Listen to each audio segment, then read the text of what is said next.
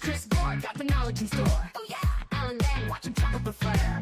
Movie and TV show reviews that you need. Film threats on fire, we're planting the seeds. Film threat, we keep it real. Dive into the stories, you know the deal. Turn the phone, it's the place to be. Movie lovers gather round. 1, 2, 3. From blockbusters to indie gold. Oh yeah, Chris and Alan break the mold. Pop your corn, turn down the lights. Get ready to groove through movie nights. Film threat, we keep it real. Dive into the stories, you know the deal. Turn the phone, it's the place to be. Movie lovers gather round. 1, 2, 3. Welcome everyone. Welcome everyone. Happy Friday. It's Film Threat on a Friday. Today on the show, Thunderbolts, spoilers, reaction, lots of videos online we will show you, and other Marvel-related news. Plus, other films opening in theaters today. Yes, there are.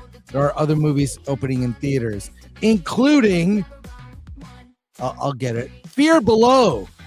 That's right, Fear Below, a movie about a shark, along with Rust with Alec Baldwin.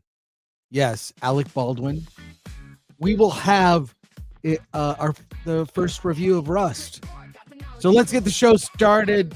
Let's get Alan on the show, and let's go. Come on, it's time.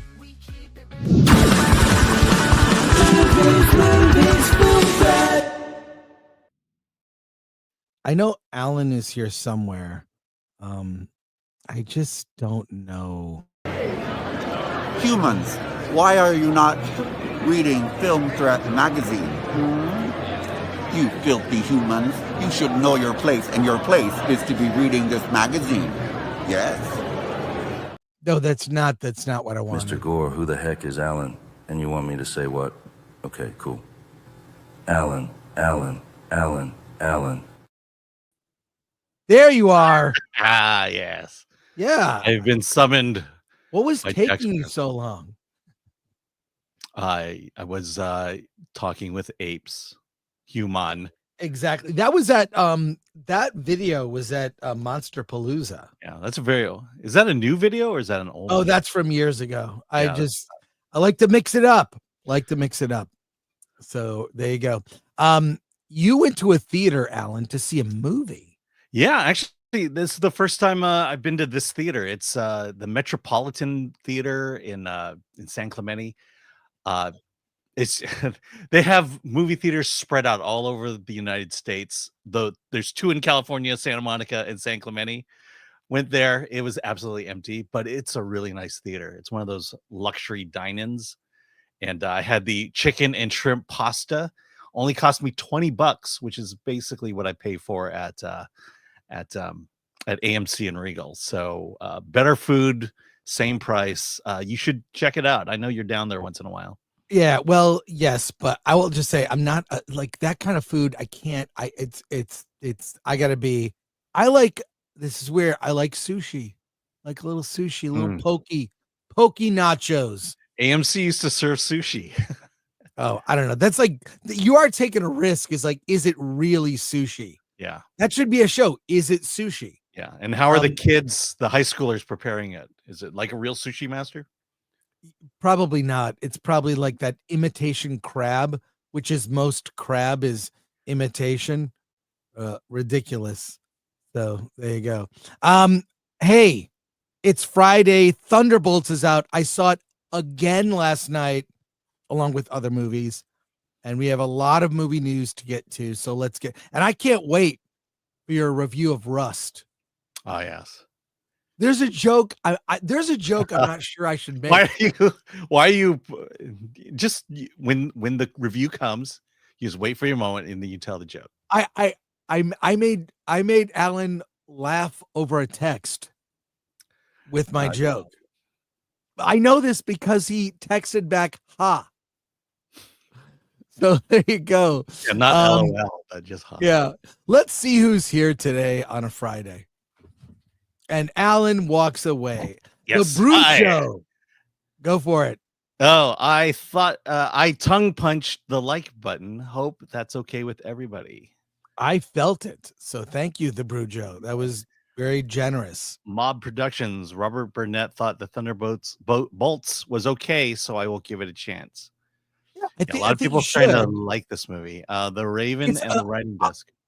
We'll get into it. Okay, remember for 23 months. There you go. You're back. 23 months. Thank you so much. Yeah, that is huge. Appreciate I don't it. think I've been a member for 23 months. C Black for 199. Thunderbolts is my favorite since Endgame. Really? You didn't like maybe that Spider-Man? everyone says that. It might now be true. I don't know, Spider-Man, unless we're not counting the Sony ones. But how is Thunderbolts better than Spider-Man No Way Home? The Brujo, Alan didn't have pizza. He's the clone. I thought about it. The pizza looked not bad. It's the flatbread. I like the really thin crust, and this one was kind of a raised, fluffier one. That's why I didn't try it this time, but I will try pizza the next time I go there. On the hour-long drive to get there. Mob Productions. Hi there. As a Swede, I love these for Americans' early live shows. Mob Production, we're becoming the Swedish film review channel because a couple weeks ago we reviewed The Ugly Stepsister. In fact, I interviewed the director. It's on the Film Threat Interviews channel. Check that out. Ugly Stepsister, really good, and it's currently on Shudder, but it was in theaters briefly. We will review another Swedish film today next week actually. Next week, called Watch the Skies. There is something shocking about that movie. Another Swedish film. So thank you for joining us. Maybe you live near Helsinki. I hear they have a really cool bar scene. That's what I've heard.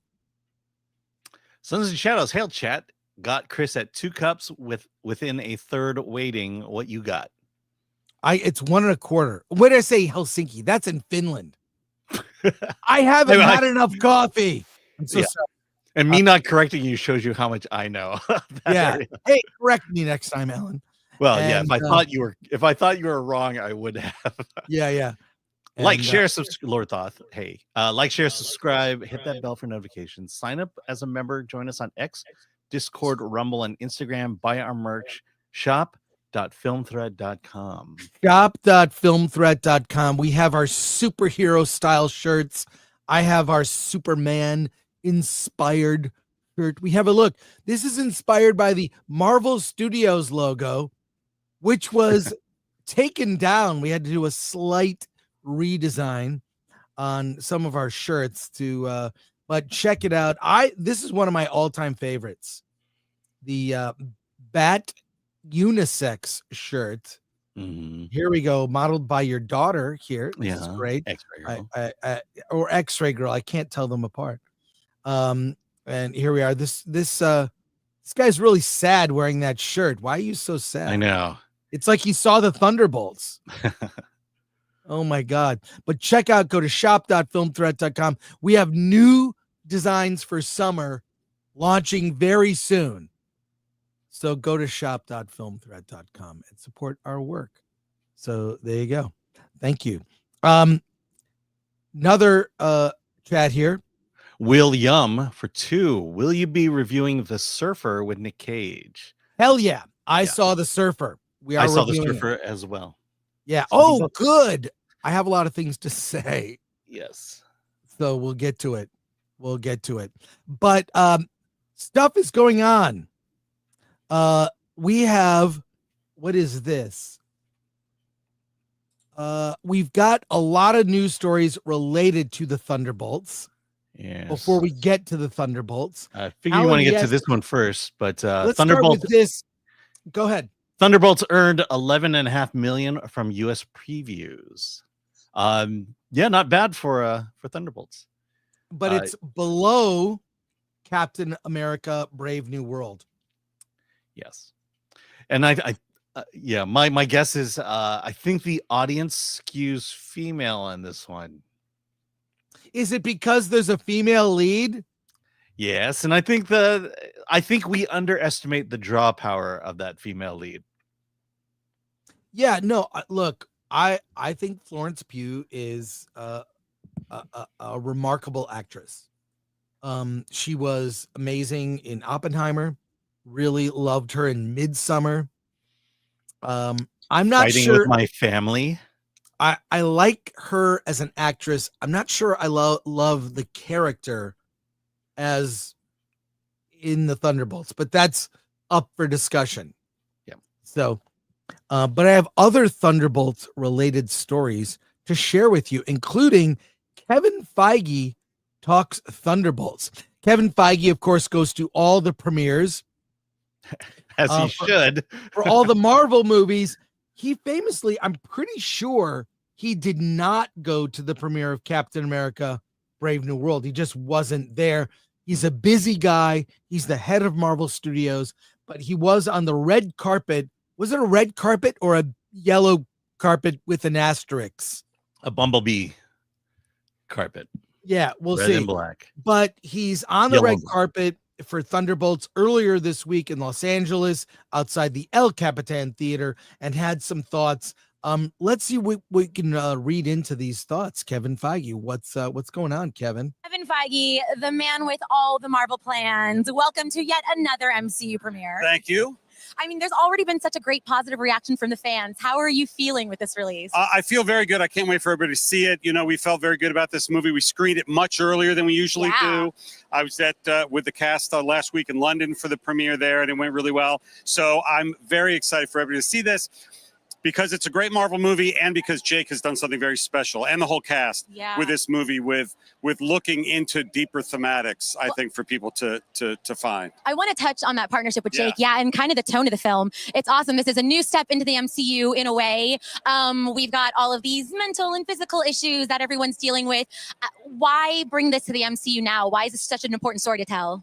I mean, this is our 36th movie, and we try to evolve, and we try to grow, and we try to keep doing different things. And we also, as I always say, look to the comics. What are you most excited for fans to get out of Thunderbolts? I think I'm excited for them to see something a little more deep, a little more meaningful, that might touch them in a way they haven't felt before, in terms of the relatability and accessibility to their own life experiences. I also think there's some great action in it. There's some great comedy in it. And if you stay, this is a little, I like to give Marvel.com little juicy nuggets. Little juicy nuggets. Stay till the end of the credits. Like till the end, to the end. Yeah, that's not really a juicy nugget, but that's. Well, I don't know. You heard it here first. And this one is particularly fun and meaningful and looks towards the future. Well, I cannot wait to see what this is all going to bring to the MCU. Right. I know the fans can. Excellent. Thank you so much, Kevin. Thanks so much. Well, there you go, Alan. Stay to the end. Stay to the end. Remember that for the Marvel. What do you think about what he said? These are deeper themes in this. Yeah, I mean, we've talked about it. The whole mental health thing. Really, this is. I mean, I'm just rehashing what I said on Wednesday. I'm just tired. I just want a superhero movie. Don't need to get lectured. Well, don't need to have virtue signaling going on. And honestly, it is a virtue signal. The world is depressed. So the Thunderbolts are here to pull you out of that depression, just like Yelena pulled Sentry out of the void. Well, I mean, it does. I mean, I saw the movie a second time. I think it played better a second time because I saw it with a paying audience. So I thought the reactions were genuine. And I liked it a little better the second time. I mean, the things that bugged me kind of faded into the background. The things that I liked, were there. I sort of didn't like that all the humor was based on just two characters, Red Guardian and Wyatt Russell's character. Yeah. And it was all about just making silly comments back and forth, ball busting, as you will. Yeah. And quippy. Everything's a quip. And it was weird. Yelena was just like, she's depressed. She scrolls on her phone and drinks booze. Who do you think can relate to that character? A woman who's depressed and anxious because she's always on her phone and drinks booze, so she passes out and thinks constantly about regrets from the past. Who do you think can relate well to that character? I mean, I don't, but I know a lot of people might. What do you think? Well, yeah, that's why I'm saying I think the movie is skewing female, skewing younger female, like 30s, mid 30s below. That seems to be the main audience, and young boys who don't have fathers. Well, it also stood out to me that she said, all I do is I drink, think about, she kept having this recurring thought of a young girl that she was partially responsible for her death and felt responsible. And then she drinks alcohol and has no one to come home to. I'm thinking this completely hits a really specific demographic. Yeah. Based on those themes. Yeah. So make of that what you will. Yeah. And the question ultimately will be, is this the Barbie audience they're going after? And is the Barbie audience going to respond to it? And we'll see. I don't, the lackluster, 11.5 million, that's not bad. It will probably have legs for a while, but I don't think it'll be a blockbuster hit like the old, like Marvel used to be. Well, I agree with you, but also there's not as much controversy surrounding this film, and I think the expectations are lowered. We didn't hear too much about reshoots. By the way, every movie has pickup shots and not necessarily reshoots, but additional photography, as they say, to kind of fix things or bridge things and whatnot. That's just commonplace today. So we shall see. Moving on, Wyatt Russell on the Thunderbolts. He has some thoughts. Speaking of Thunderbolts thoughts. This is from the Marvel official podcast, which I listen to.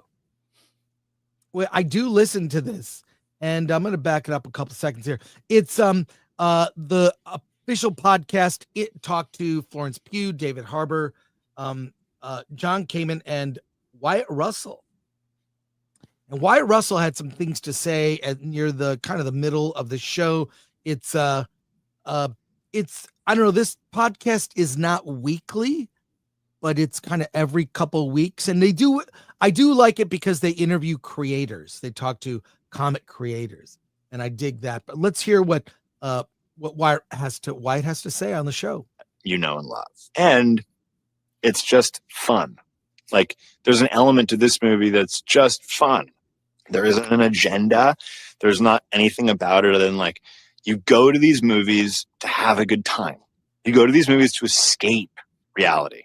That just gets back to like a simple version of that. That's emotionally at its core, really exciting and really fun at the end of the day.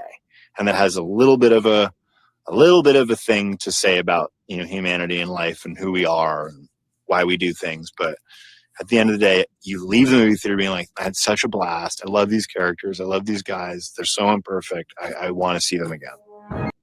There you go. So the thing that stood out to me is he said there's no agenda. I thought that was like, that was something new. First of all, he acknowledged that there are agendas. If you are saying that this movie has no agenda, you're trying to tell other people, we know we've had agendas in the past, but now we're telling you there's no agenda with this. Not movie. In this one. Yeah. I mean, I would say he's correct. I mean, other Marvel films, I think, have kind of been really on the nose about an agenda, or not just Marvel movies. A lot of other mainstream tentpole Hollywood films have had agenda, but by saying there is no agenda, it's fun. He's actually speaking to people, I think, like us, who have pointed out, you've kind of had agendas with these movies. It feels like there's an agenda, or as Drinker says, the message, that's ever present. So what do you think, Alan? Yeah. I mean, it began, I think Captain Marvel was probably the first one with the agenda, right. Figuring out who you are, or having, having your potential limited by men, basically. And it just kind of snowballed from there. And the other thing I have issue with, it's just fun. Yeah, I mean, Ant-Man and the Wasp: Quantumania, I guess, was fun. They think just being jokey and light is fun, and I just don't like that. That this is where Marvel Studios has brought Marvel. Gee, I hope Fantastic Four is fun. We shall see. Hmm. David Harbour.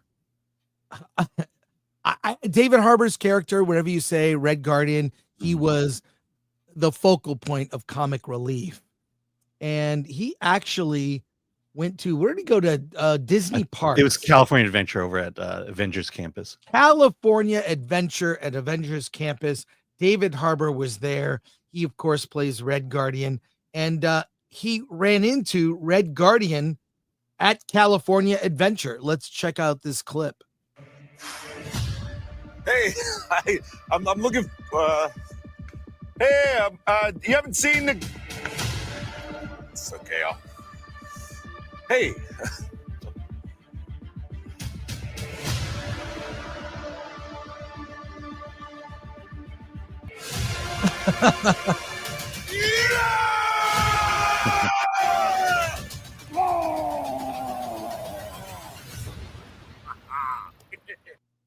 So he's only at Avengers Campus for a limited time to promote the movie. He's not a regular. You know what I love about this? Disney is finally hiring fat guys to be characters. Yeah. Or like bigger guys have another character to play rather than Fat Thor. Let's just say abnormal body types to play characters. Yeah, Dad Bod Thor. Now you've got Dad Bod Red Guardian. Look, I think that's fun. I think David Harbour probably had a little bit of weight put on. I don't think he's that heavy in real life, honestly. So there you go. I don't know that I'll ever see it. I haven't been to Disney parks since 2019. It's so prohibitive. It's so prohibitively expensive. Just for Disneyland, you're saying? Yes. Yeah. Well, hey, Disney World. Just buy a ticket. Disney World's worse. I can guarantee you that. You can't just buy a ticket. You have to have a reservation. Yeah. What is up with that? I mean, I'll say it again. My trip to Disney World for 5 days, hotel and tickets, $4,600.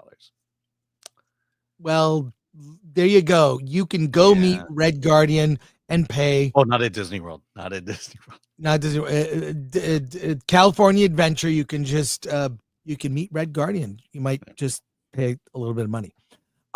Okay. Other Marvel related news. This is Jeremy Renner did Hawkeye season 1, and there was actually, of the Disney Plus series, I didn't watch it. I watched the first episode. I think the only Disney Plus Marvel series I finished was She-Hulk, because I hate myself and want to torture myself. But Jeremy Renner, the reaction to Hawkeye season 2 wasn't as negative as a lot of other Disney Plus series. He was recently interviewed. This is from Screen Rant. And the source was TikTok. It's Jeremy Renner on season 2 of Hawkeye. Why we're not getting it? And the answer may surprise you. Jeremy Renner recently on the Joe Rogan podcast went through his entire recovery process. He wrote a book about it. It is a great interview. Go watch that. I know you're looking at the Black Void right now, which kind of is like the state of mind Jeremy Renner was in probably much of the time he was in his recovery. It's a great episode of Rogan. Jeremy Renner is brutally honest about what he went through, how he was physically changed, how so many bones broken in his body, how he went through the therapy, went from not being able to walk to being able to walk. It's an amazing podcast about resilience and physical therapy and recovery and pain and how to power through. And I really love that. But this is a new information that surfaced, so let's take a look. They asked me to do a season 2, and they offered me half the money. I'm like, wow, it's going to take me twice the amount of work for half the amount of money. And so 8 months of my time, essentially, and to do it for half the amount. I'm like, I'm sorry. Why? Did you think I'm only half the Jeremy because I got ran over? Maybe that's why you want to pay me half of what I made on the first season? And this is not Marvel, mind you. This is like this Disney, not even really Disney. It's just the penny pinchers, the accountants. I told them to go fly a kite. I mean, just at the insult offer. And we didn't see eye to eye on that. And sadly, and I still love the character. I still love to do it. But I had to defend myself. I didn't ask for any more money, mind you, right? It just paid me what I paid the first season. So it's a little disheartening that didn't happen, but that's fine. I'm happy to let that go because my body's probably thanking me, time and time again that I'm not doing it right now. But we'll see. So there you go. I really admire him. I think Jeremy Renner, I've met him before. He's very based. I think he's just common sense guy.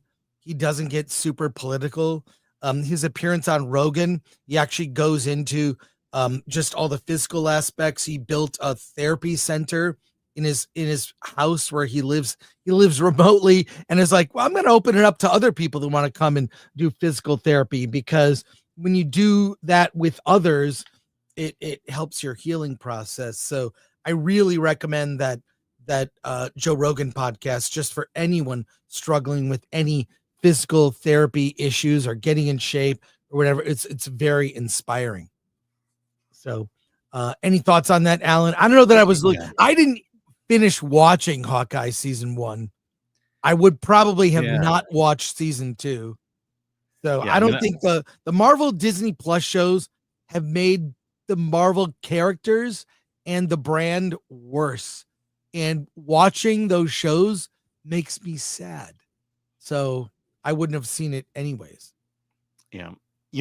I think Hawkeye was early on enough to where I think Disney Plus was spending too much money on these series. And maybe I don't know what he was paid, but maybe what he was paid was overinflated.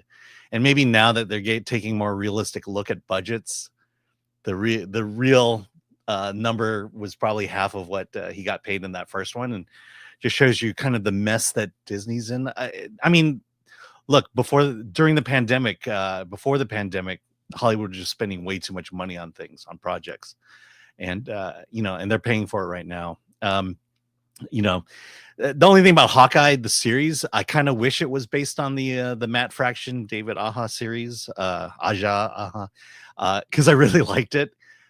It was just basically Hawkeye being a landlord of an apartment building that he owns and having to deal with the Russian mob. That was a great series. And, they just had to make it Marvel. We've got one more news story. Wait, that's not it. We got one more news story before we get to your comments and then our reviews for this show. Let's talk about this. The Fantastic Four First Steps. That movie is coming. And it's no surprise. It's out there. It's teased in Thunderbolts. But there is a special edition comic release coming out from Marvel. This is I found on a post from the official Marvel channel. Let me zoom out here so you can get the whole thing. This is a recreation of issue 1 of the Fantastic Four, but with the characters from the movie. You see that, Alan? I'll zoom in. That's Pedro Pascal on the cover there. It is. I will zoom in to show you the artwork, but let me read this to you. Superstar creators Matt Fraction and Mark Buckingham have been tasked by the Future Foundation to bring the Fantastic Four's incredible origin to the comic page in Fantastic Four First Steps #1, a new Marvel comic book coming this July. So I like this idea. It's a prequel comic to the Fantastic Four First Steps movie based on that universe's version of their origin, which I assume would be a different slightly different than the original comic. So there you go. I just realized this. The movie is called The Fantastic Number 4 First Steps. Did you notice that, Alan? You brought it Well, up. I No, noticed it because I'm detail oriented. I'm going to update this because there you go. I'm all about asterisks, and there we go. Yeah. Now it's correct. I think I put that in there, so that's on me. But let's zoom in and look at the art. I actually think this art looks like AI. I know a human did it. We've got the first family of Marvel. You've got to look at, here they are, right here. You see the movie characters, faces. There's Sue, and look at Pedro. Oh my gosh. I honestly, the more I see these costumes, they look like pajamas. And I'm not gonna lie, when I was a kid, I would when I got in my pajamas, that was the closest to wearing a superhero costume that I had. I would wear long underwear, whatever. If you throw your underwear on the outside, I could be Superman or Batman or whatever. But I prefer the black and dark blue costumes, with the black gloves, the black boots. This white version, I'm not about it. And Thing, what's he doing in a whole? I miss the Thing saying things like "bah," and he would. The original Thing costume, by the way, had a helmet to cover his ugly face, his ugly mug. Yeah, and he, in the first time he wore this costume with the helmet, took it off, ripped it off. He's shirtless, wearing trunks, basically. And also, by the way, Ben Grimm, will he be smoking a cigar in the Fantastic Four? Will be chopping on a cigar, kind of based on Jack Kirby. Will he be harassed by the Yancey Street gang in New York? Probably not, because Disney has a policy. There's no smoking in Disney movies. They don't want to promote smoking, so no one smokes in Disney films. I didn't realize there was a number 4 on the Thing's leg. Yeah, I know. I was going to mention how ugly that is. It's sort of, and look at the costumes look like as drawn. They look like velour. No one, okay. I know what velour is. Some people don't. It reminds me of the pilot episode of Star Trek. Their uniforms were velour, which is kind of a hot material, cloth material. So I don't know what I don't like these costumes, and they don't look good drawn. I like as drawn the original when they got to like issue 50, with Galactus, when the dark blue, like navy blue dark, and then black gloves and black boots. Yeah. Sort of. I think this is the guy who did the Christmas and the Valentine's Fantastic Four poster. Hey, by the way, zoom in on Pedro there. I'm going to give you my impression of him. Okay. Okay. Okay, here we go. No. Wait, let's see. No, I can't. no, that's not Pedro. Yeah, I know. Okay, here we go. Let's see. Here we go. Hey guys, my arm stretches and I got the mole bands on. Oh no, you're supposed to put the picture up so you could see it. You just ruined it. Okay, here we go. Hey guy, my arm stretches. I got the mole man's arm. Yay! Do something. That's kind of how he looks like in that picture. That's I'm not. I like Reed Richards as he was drawn throughout Marvel history. I'm gonna leave it there. That's there you go. But it's the position that he's in that I'm like, I don't know. You know what? He didn't read the comic book. The original Fantastic Four cover is better. Well, it's different. I mean, in that one, they're going for that watercolor look. You can see that there's minimal use of the black outlines. Unlike the original one, I assume you're pulling up. Everyone's got the dark black outline, and things feel more defined as opposed to that kind of soft edges that comes off of that cover. Yeah, I don't know. The original comic is so great. I'm going to share that artwork, which I just brought it up. How are you here. unable to find? There you go. That's it. Okay. Yeah. See, look at So, that. That's much better. That's an action shot. Look at that. Yeah. Zoom in on Reed there, and you can see. It's 10 cents to go back in time and get this for 10 cents.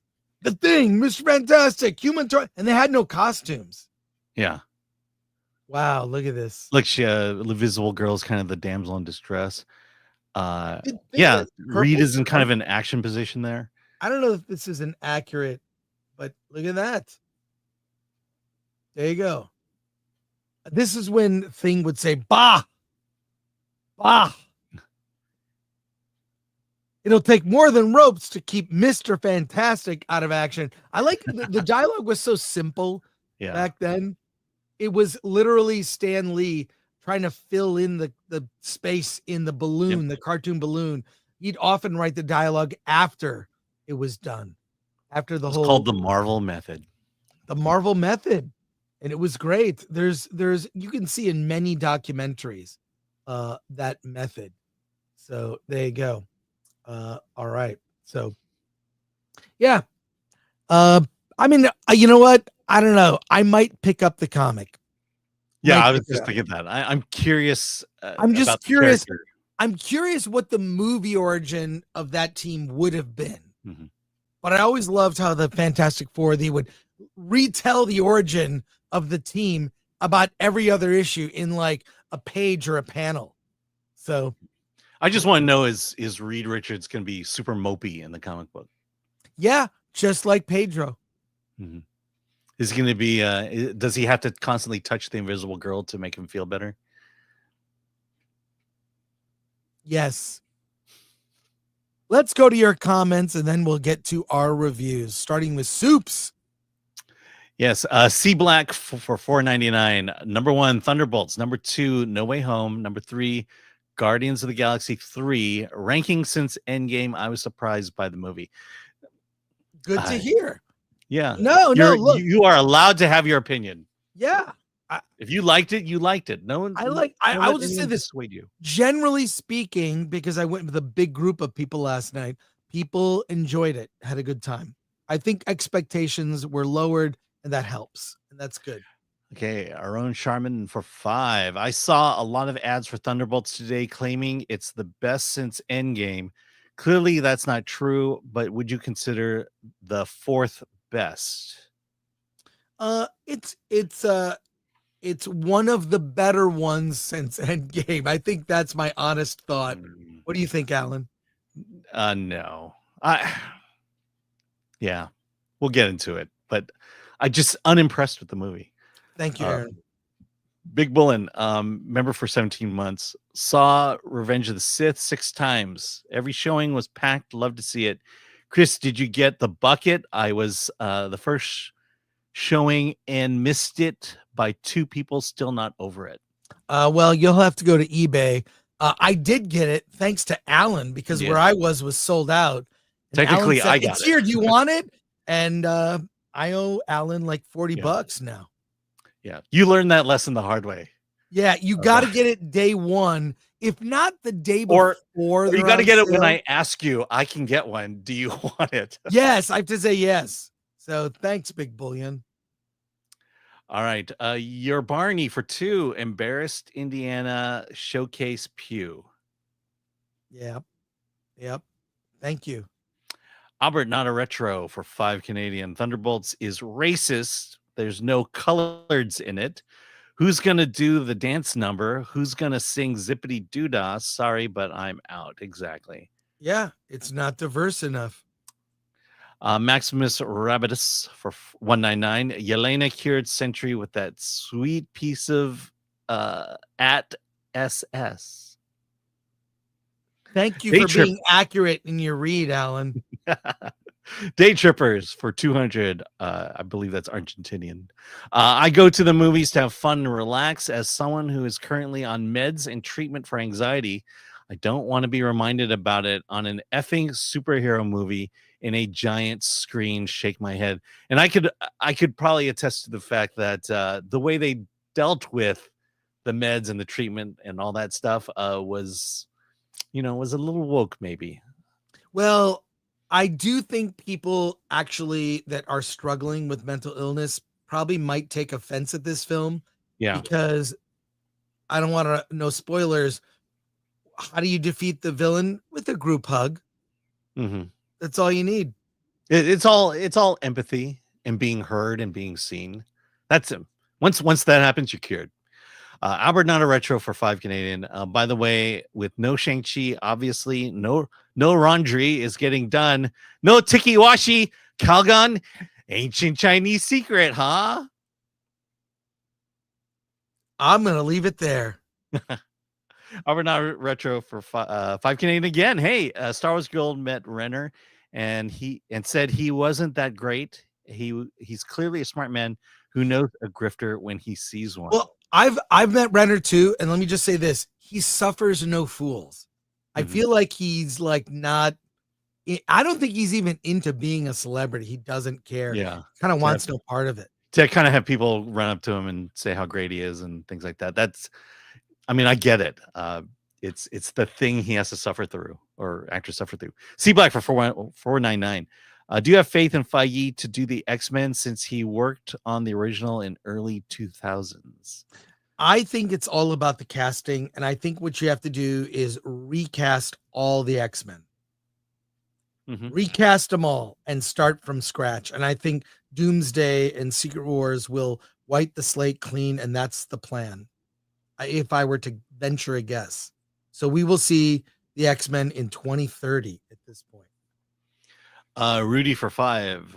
John Walker was the best part of the movie, in my opinion. That is fair. I liked him a lot. Yeah. You got to have that white guy in the movie. You have John to. Hu gifted 5 Film Threat memberships. Thank you, Sean Hu. Check out our members only videos and some other. Patrick Lemire today on a very special after school special. Even horses get the sads. Did you mean to say horses? Yeah, that's what I read. Even heroes get the sads. Did I mention I'm dyslexic? Uncle Remus, Mental Health, the movie. The introspect. That's the biggest turnoff of the Thunderbolts. It's pseudo deepness. It's so vapid, but thinks it's so enlightened. Yes, that's what I would say that. And a couple more here. Yeah, Jose Sarango. I only have a couple of questions. Let's save that. Yeah, let's save that. Let's save that. And a reminder from Lord Thoth: like, share, subscribe, hit that bell for notifications. Sign up as a member. Join us on X, Discord, Rumble, and Instagram. Buy our merch. Go to shop.filmthreat.com. Thank you, Lord Thoth. Appreciate you. Keep that up there, Lori, because I'll reference it at the end. Okay. It's and by sads, I was thinking it meant saddles or something like that. That's how you're barmy for 2. Alan said horses, thinking about Bella Ramsey. Very interesting. Yeah. I love all the memes with her face. Yeah. Which get smaller and smaller. Someone put out a meme of Rachel Zegler and Cynthia Erivo in doing the new Lethal Weapon movie. I thought it was real. I had to look. I'm like, it's so dumb. I can see it happening. I know. But then you go wonder who the guy who posted it and how did he get the exclusive on this one? Exactly. Thank you, your B Army. Oh wait, one last one. All right, L for 499. The Century saved the movie for me. Yeah. I thought Bill Pullman's. It's Bill Pullman's son, right? Is it Louis Pullman? I would think so. The actor. I'm pretty sure. Who is Louis? What? No, I'm looking it up. Who is Louis Pullman's father? Son of Bill Pullman, yes. So I'm right. Yeah, I was looking. I'm like, oh, that must be. Yeah, it makes sense. There you go. Let's get ready and queue up our reviews for today. We're going to start with The Surfer, which is a film that Alan and I both saw. So let's get that queued up, Alan, if you would. Okay. And The Surfer is a Nicolas Cage movie. It is set in Australia. Okay, I can't do an Australian accent. And I will just say, before we get into the basics of the story, this is Nicolas Cage unhinged. And every movie is Nicolas Cage unhinged. How will he be unhinged in this movie? And I'll say this, Nicolas Cage movies are a genre unto themselves. They defy genre. When you see Nicolas Cage in a movie, it's a Nicolas Cage movie. And guess what? They're often very fun. I would say there's, they're varying levels of enjoyment. But if you know Nick Cage is the lead, you're in for a ride. And this one is a ride. Alan, give me the quick synopsis of the story and setup for The Surfer. I knew you were going to ask me this. The only one I didn't prepare. But Nicolas Cage is a businessman. He goes to Australia where he was born. He wants to buy his childhood home. Why? Because he's in a failed marriage and is having a rocky relationship with his son. And I think he's doing all this just to prove that he's not the failure everybody thinks he is. So one day, just before the deal is about to be closed, he takes his son to the beach to go surfing. But the beach has suddenly become a private beach. It's been taken over by a gang of surfers who just basically say, no strangers allowed. And they basically kick him off the beach. And Nicolas Cage, being Nicolas Cage, says, no way.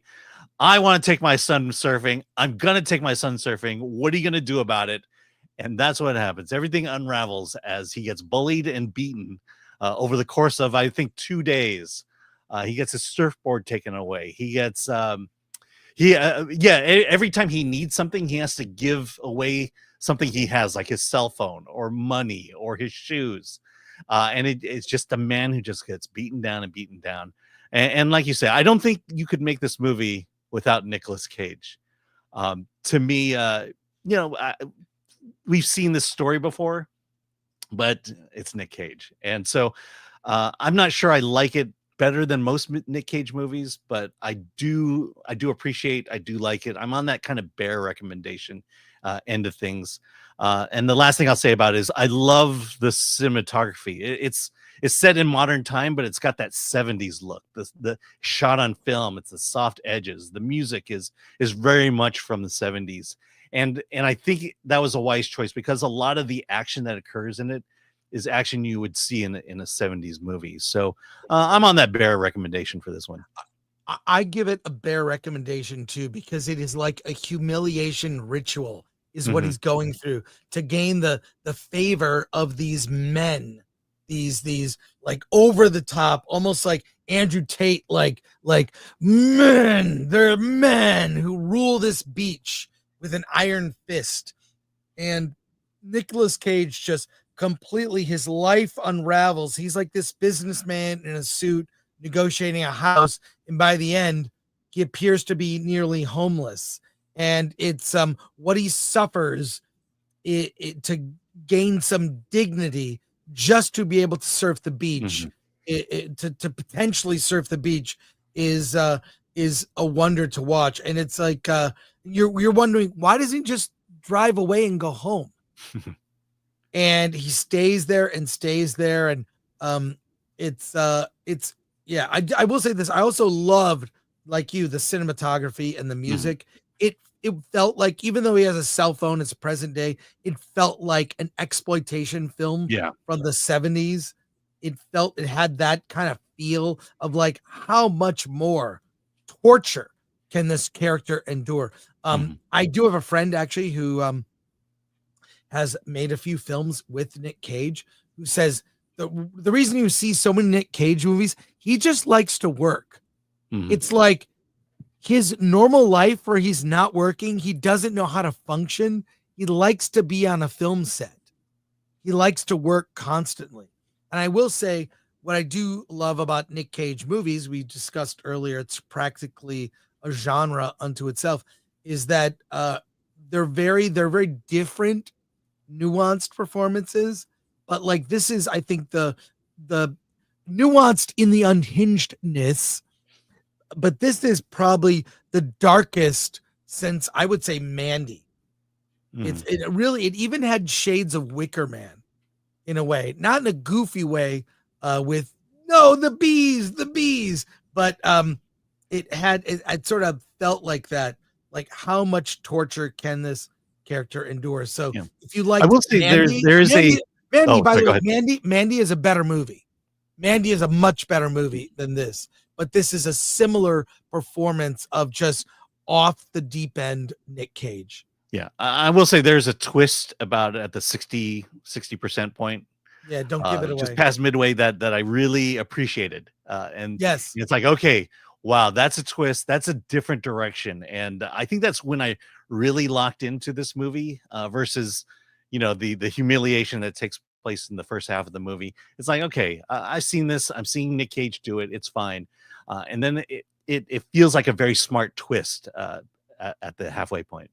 Yeah, and in the movie, having seen the trailer, I thought the movie was going to go in a completely different direction. It doesn't. There's a very obvious sort of turn this movie could have taken. Yeah, that I think would have made it like, oh, I've seen this before, and it doesn't do that. It's not a you're going to get revenge on the bad guys. It's more of an inner journey with Nick Cage, and I will say, while I was cringing and like hard to watch some of the what his character goes through, I was riveted until the end. So a bare recommend, but be prepared for what you're in for with this movie. Yeah, and I'll say I don't think it stuck the landing. Well, yeah. Well, I would beg to differ, and we won't talk about the ending. Yeah, we won't talk about it, but it just felt a little rushed. That's all. Let's go to comments. Rudy for 5. I love The Surfer. It was so weird and fun. Definitely a Nicolas Cage movie. Also, the Q&A he did was hilarious. Eat the rats. American Remnant. Falling Down meets Breakpoint. Point Break. Again, did I mention I was dyslexic? And, Patrick Lemire. Surfers defend their spots like mobsters defend turf. Ultimate gatekeepers. Yeah. Yeah. I used to live near one of those beaches. Bill S. Preston Esquire. This sounds like a great 80s movie. It definitely felt like a movie of a different era, which I appreciate. Yeah. Fun with collecting. Cage as a surfer battling locals. F yes. Now, like I said, I don't think you could make this movie without Nicolas Cage. No, you could not. This is all his performance. Let's go to our next film to review. What do you want to review, Alan? You've seen. How about something you've seen that I haven't? The Death of Snow White. Yeah, how about that one? Okay, let's talk about that. The Death of Snow White is finally in theaters, just as Rachel Zegler's Disney Snow White is leaving theaters. The Death of Snow White comes in to save the day. This is a retelling of Snow White. It is an indie film. It's directed by Jason Brooks. It's a retelling of Snow White that includes some of the darker elements of the original fairy tale. It has all the same elements you've seen in a classic Snow White. You've got your dwarves, you've got Snow White, you have the evil queen, but this is a full-on horror action movie. Snow White is pure, played by Sine Lucis, is incredible, really good Snow White in this. There are the dwarves who are warriors, and it's about rebelling against the evil queen's reign, and Snow White being the princess, the pure heart to come and save the day. Be warned, this is not for children. This movie is gory, bloody. You've got axes, all kinds of weapons. medieval weapons being used. You have the huntsman plays a major role in the film. You also have nudity. Yeah. The evil queen looks into the mirror. The mirror on the wall has like 3 cackling full frontal nude witches covered in blood. I mean, this is full on. And I will say it's action from beginning to end. And there is, yes, a prince that comes in to give, of course, that classic kiss. I had a blast with this movie. It's in limited release in theaters. We did an interview a couple weeks ago with the cast and the director. It's super fun. And the audience I saw it with was cheering. I mean, this movie does not stop for a minute. It knows it knows its audience. It's already 9.4 out of 10 on IMDb.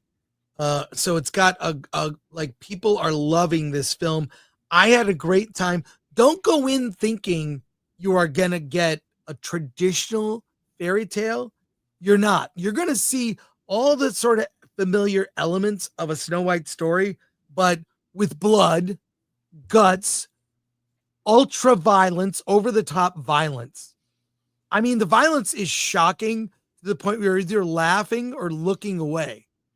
And yes, there is nudity in the film. This is a crowd pleaser, kind of an exploitation version of Snow White, the death of Snow White, because she does, in fact, die.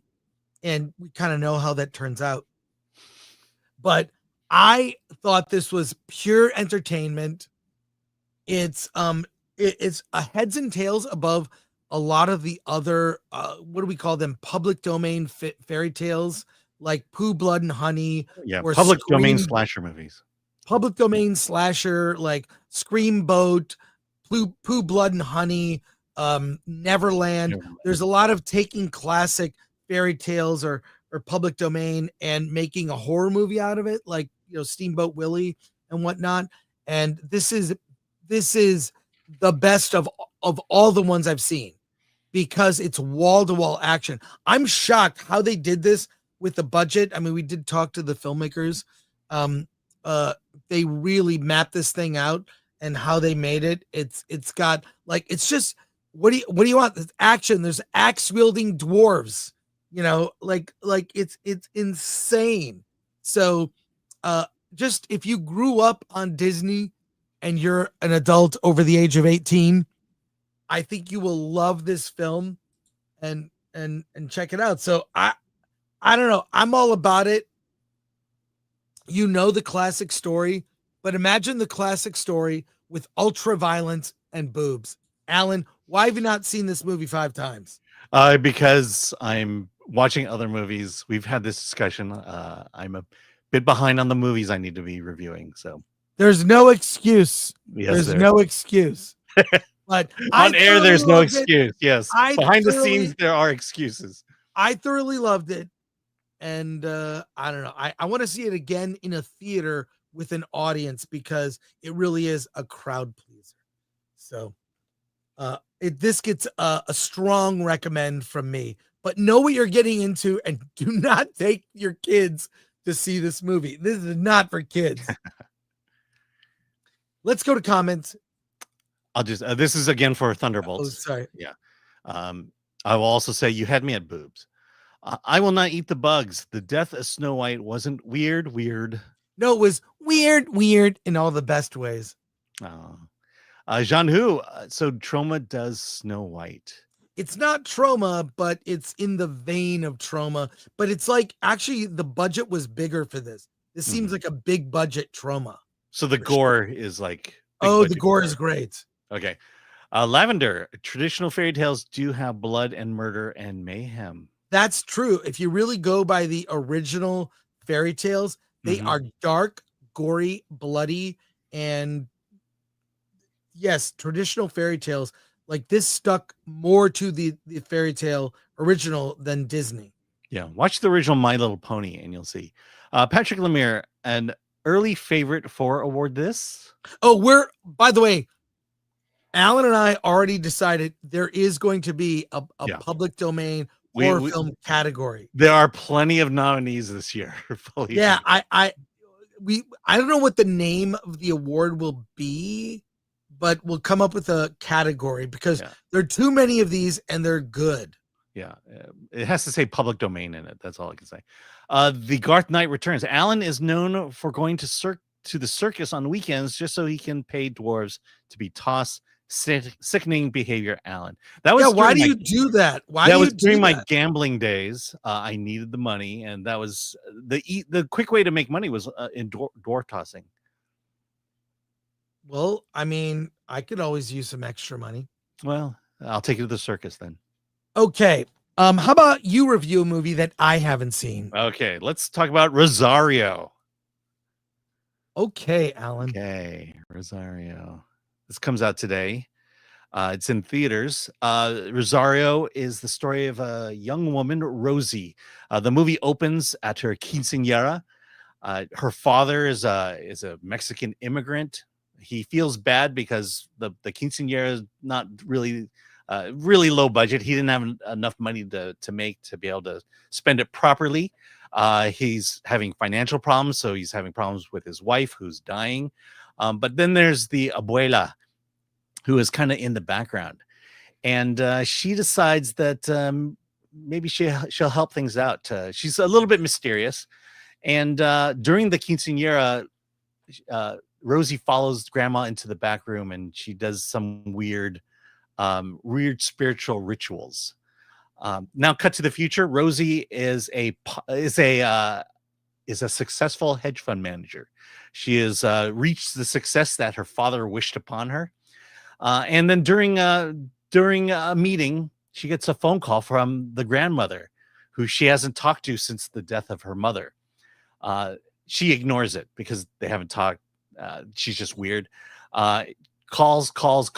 Finally, she answers it, and it's the superintendent of the apartment building where her grandmother lives. Says she's dead, and that because she's an illegal immigrant, she has to go pick up the body before the police do. And so she does that. And as she's doing that, she feels herself followed by a ghost of some sort. And then when she gets to the apartment, she sees that her grandmother has cuts all over her body, these scars. She finds a secret back room, and there's all these spiritual, ritualistic voodoo dolls, cauldrons, skulls of cows, and as she's going through everything, she feels a presence, and no one's there to help her except the neighbor, who wants his air fryer back from the grandmother, played by David Dastmalchian. And so this movie is basically an occult type movie. The whole plot is to figure out what this curse is, what these spiritual figures are, and then to resolve it somehow. Look, as you know, I don't like horror films. This one didn't scare me as much, so it shows you kind of the quality of it. Lead actress, super hot. She looks great throughout the whole movie. And it's basically the way I describe the horror is it's gross and disgusting. It's set in this dilapidated, dusty apartment. The cuts and everything looks gross. It's like got a lot of dried up skin, dried up scars. There's cockroaches. There's maggots. By the end of the movie, you're gonna need a tetanus shot. Look, I think I'm the last person who should be reviewing horror films. In the end, I got through it. Would I recommend it? I think this is perfect for the if you're just into B horror films. This is actually done pretty well in terms of production values, but it's got that B horror story to it. And so if that's your thing, you're gonna like it. I think I'll just set it just below the recommend level. So the two things that interest me about this is one, David Dastmalchian. Although you gave away the air fryer. Yeah, I'm sorry. He needs his air fryer back. Oh my god, the air fryer The air fryer becomes a thing. First of all, I understand it. I love my air fryer. Mhm. I probably use it several times a week at the very least. Yeah. But And, so and that's David why the S. main Malchuk- character can't figure out why he's so obsessed about the air fryer. And you Well- just pointed out exactly. I love David S. Malchuk, so that's the thing. But is this the story of how AOC became a congressperson? Ooh. You know, I think it could be. Well, Let's put it this way: all the elements are there. okay. Well, Yeah. so Bear recommend from you or below. Yeah, I'm really on the line for this. And again, for me to talk about horror films is difficult. All I can tell you is my experience. I got through it. There were things I liked about it. It didn't scare me as much, and maybe that's a bar in terms of if a horror film doesn't scare me, is it a good horror film? If all the scares are jump scares, that's cheap. They're not. feel No, like- this one is the what's it in the background? That kind of jump scare. Yeah, well, I don't know. I prefer psychological horror. I think that's or ideas that are horrifying. Jump Yeah. scares are cheap, like a cat pops from Yeah. behind This the is- behind this a is very door. much occult spiritual type horror. Well, I tend to not like those because I feel like spiritual horror, they're making up the rules as they go. I want to know what the Mhm. rules, the monster can do this. The technology Yeah. does this. I like horror that has rules that I can understand that define, events or what's possible or what could happen to the characters we've come to care about. So I don't know. I'll probably sounds like a streaming movie. Sounds like Yeah. something that'll turn up on Shudder. So I'm gonna pass for theaters for this, and I like horror. So I'm glad you saw it. But that was one I was gonna try to go to. But the last show was at 11:30, and I had another movie to watch. So I know. there we go. I snuck this one in because I know I could at least get one more in, and it was Rosario. So Bear recommend from Ellen. Yep. Let's go to comments here. Skip that first one. Sorry about that. Joel Serengo, the successful hedge fund manager is the most unrealistic part of the story. Okay, there's an example where it's like where she saves the day, and I'm like, okay, I get it. You need to prove she's great. The Garth Knight returns. I'd get pissed too if someone took my air fryer. Yeah, I agree. Why are you taking my air fryer? Yeah, Barack Samsonite. I'm just happy for David Dastmalchian. He really deserves this break in movies. He's finally getting cast like he deserves. Hey, my guess is he's not. My guess is he didn't get paid a lot for this one, and he does it for the love of it. Well, I'll just say this: David's no Pedro Pascal. I think Pedro Pascal's overexposed. David Dastmalchian, I love when he turns up in something, and he's a great character actor. But when he gets a lead like Late Night with the Devil, you really get to see him shine. I'm a fan of David, and he's a friend of the show. Yeah. So there you go. Suicide Squad, for crying out loud. Yeah. Patrick Lemire. Why wasn't David Dastmalchian in Thunderbolts? He may have pulled it off. You had to have Kirk kind of be the man in the chair for the Thunderbolts. He could play a different character in the Marvel universe. He's very. Well, he did. malleable. He's already played a different character in the Marvel universe. Yes, he can play another character in Different Marvel, character. like Chris Evans. Yeah, there you go. It's okay to laugh for 10. Movie Pass just launched Mogul, a fantasy sports style app for movies. Users draft films, actors, and directors to earn points from real box office data. 400,000 are waitlisted. Thoughts? I would play a game like that.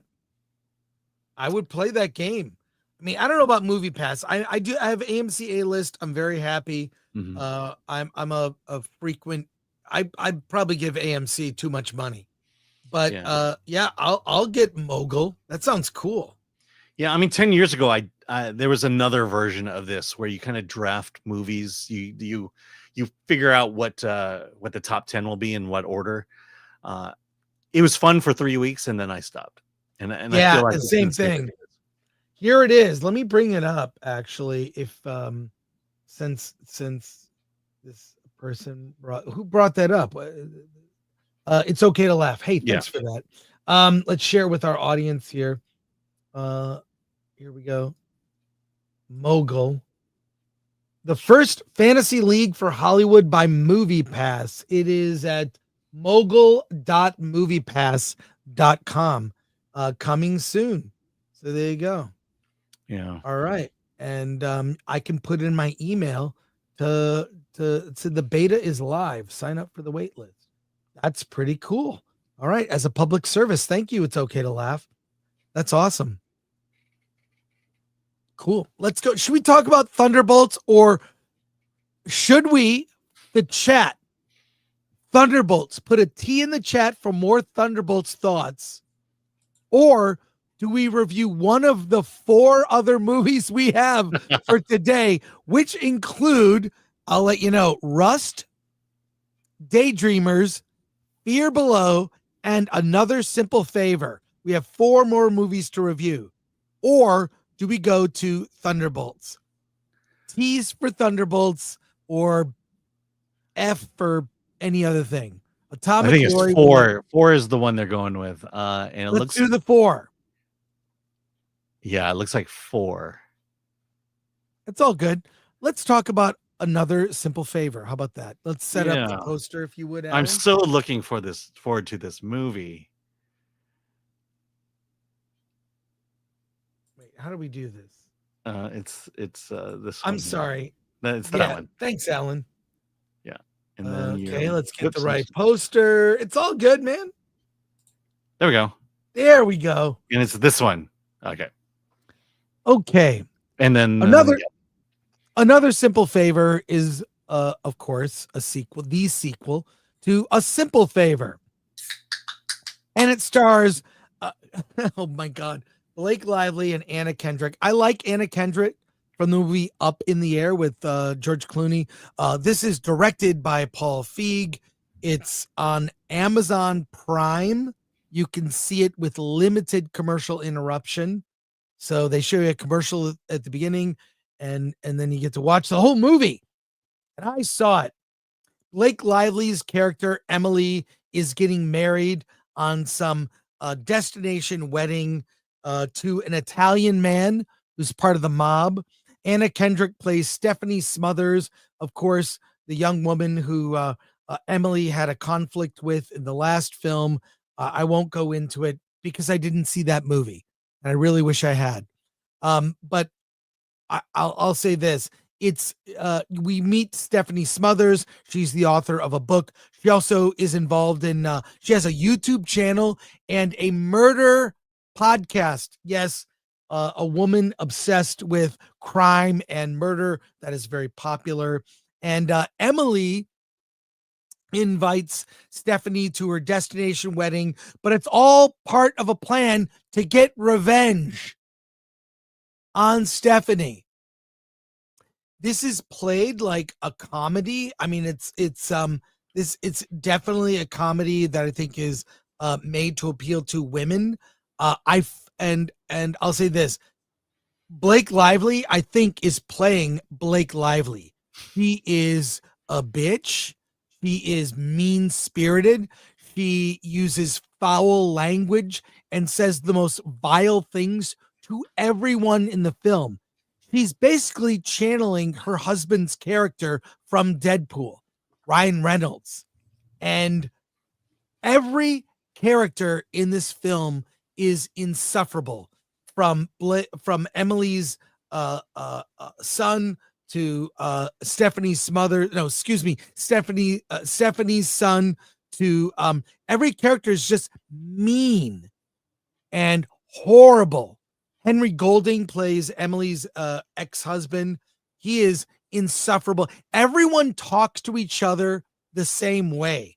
It's like there's no character to latch onto to say, well, I really like this person. Allison Janney plays Aunt Linda in the movie, and I love Allison Janney. Even she's insufferable. Every character is written with the same mean sense of humor. They're all quipping to each other with the most vile. You could not watch this in the background if you have kids. Do not watch this in the background.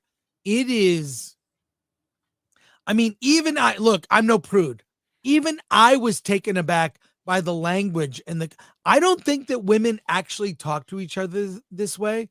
I think Blake Lively and Ryan Reynolds talk to each other this way. It is like the most horrifying things are said. It sounds like it's very written. Like, people don't talk this way. Writers think of the most clever thing, and that's what these people say. Basically, Emily's trying to frame Stephanie for several murders that occurred during the wedding. That's the sort of loose plot of this. There's a whole other side thing with Emily's identical twin sister and whatnot. I don't know. I didn't care. It really gets creepy. It gets creepy when, if this doesn't turn you off enough, Blake Lively starring in this movie, speaking in a vile way, let me just say, Blake Lively plays one of the sisters who has a sexual relationship with her other sister. So Blake Lively is basically fucking herself in the movie. It's fucking weird. I don't know how much more I can say that would turn you off from this movie. I have not seen a movie this year that I've disliked more than Another Simple Favor. And I don't mind the director, Paul Feig. I've liked some of his movies in the past, although he did the female Ghostbusters. I think that kind of broke him, but he did Freaks and Geeks, the TV show, which I love. I still have the DVD set that's like a high school yearbook.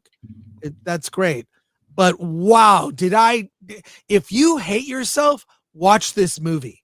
But the Blake Lively fucking herself in the film and it being sister, she's called by Anna Kendrick's character a sister fucker. So, all the quips that Deadpool says that are the most vile things that Deadpool says?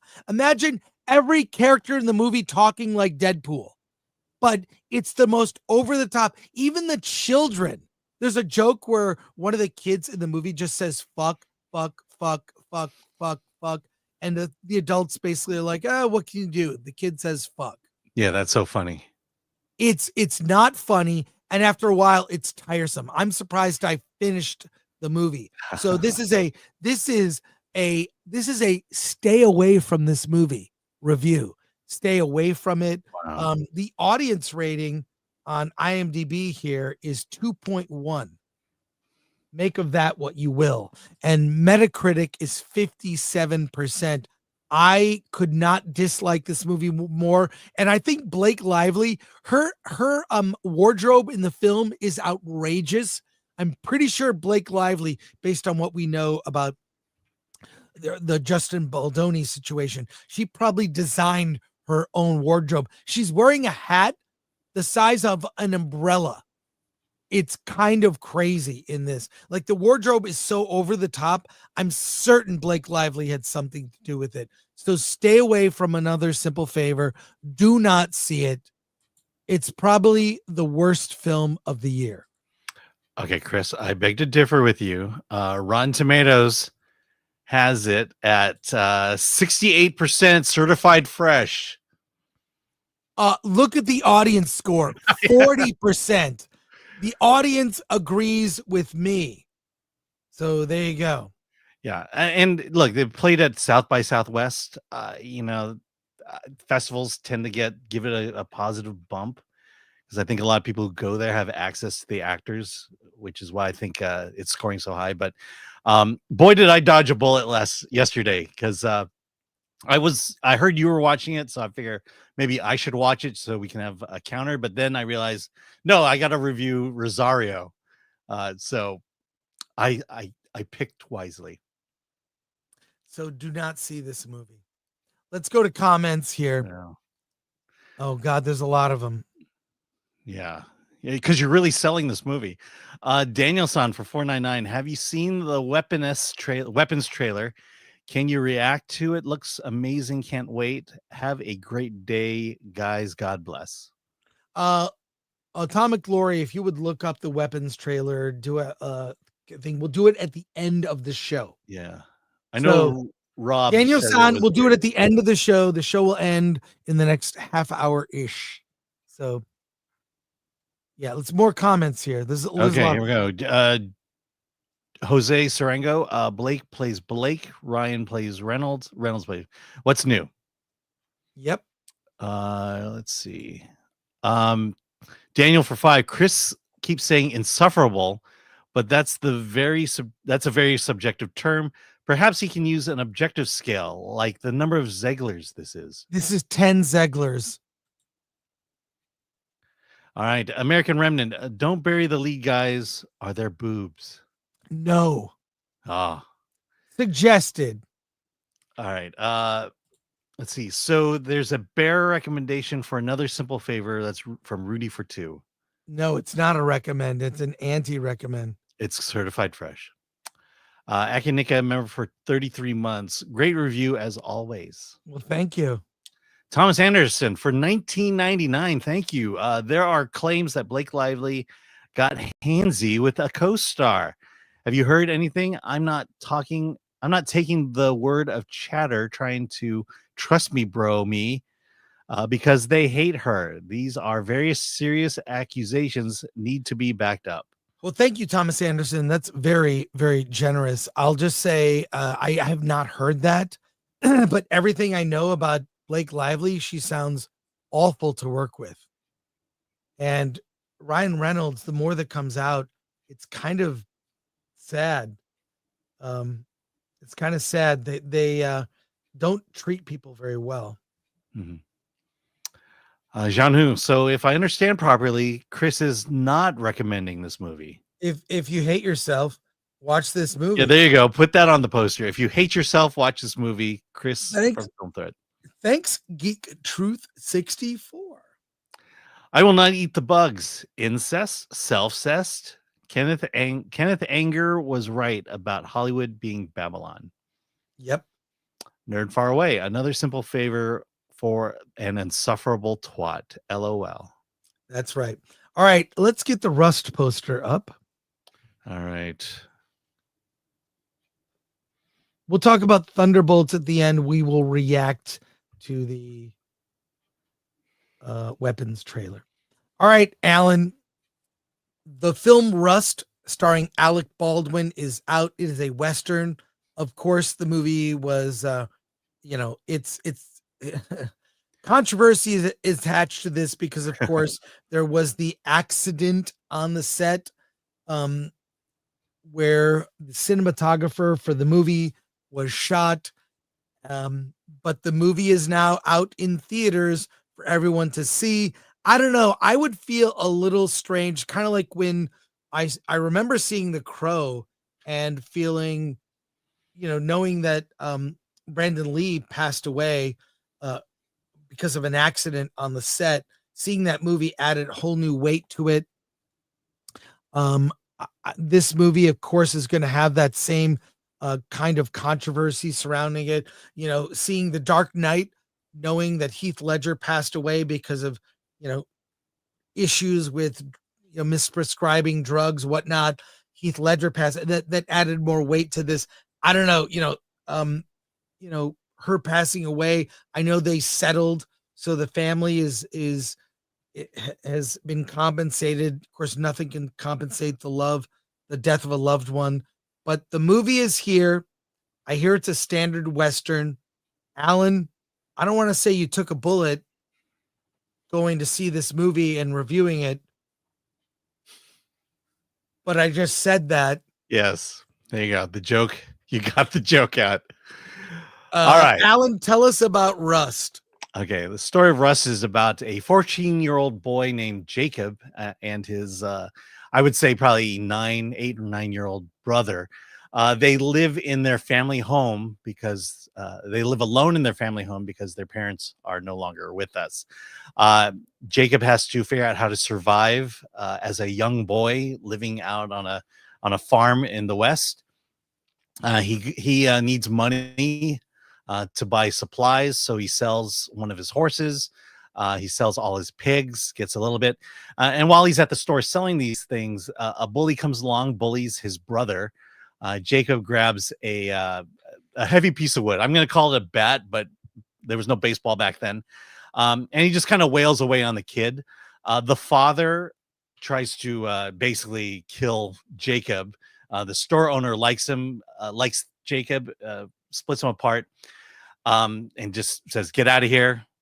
So now, because of the actions Jacob took, he is indebted to the landowner whose son he beat up, and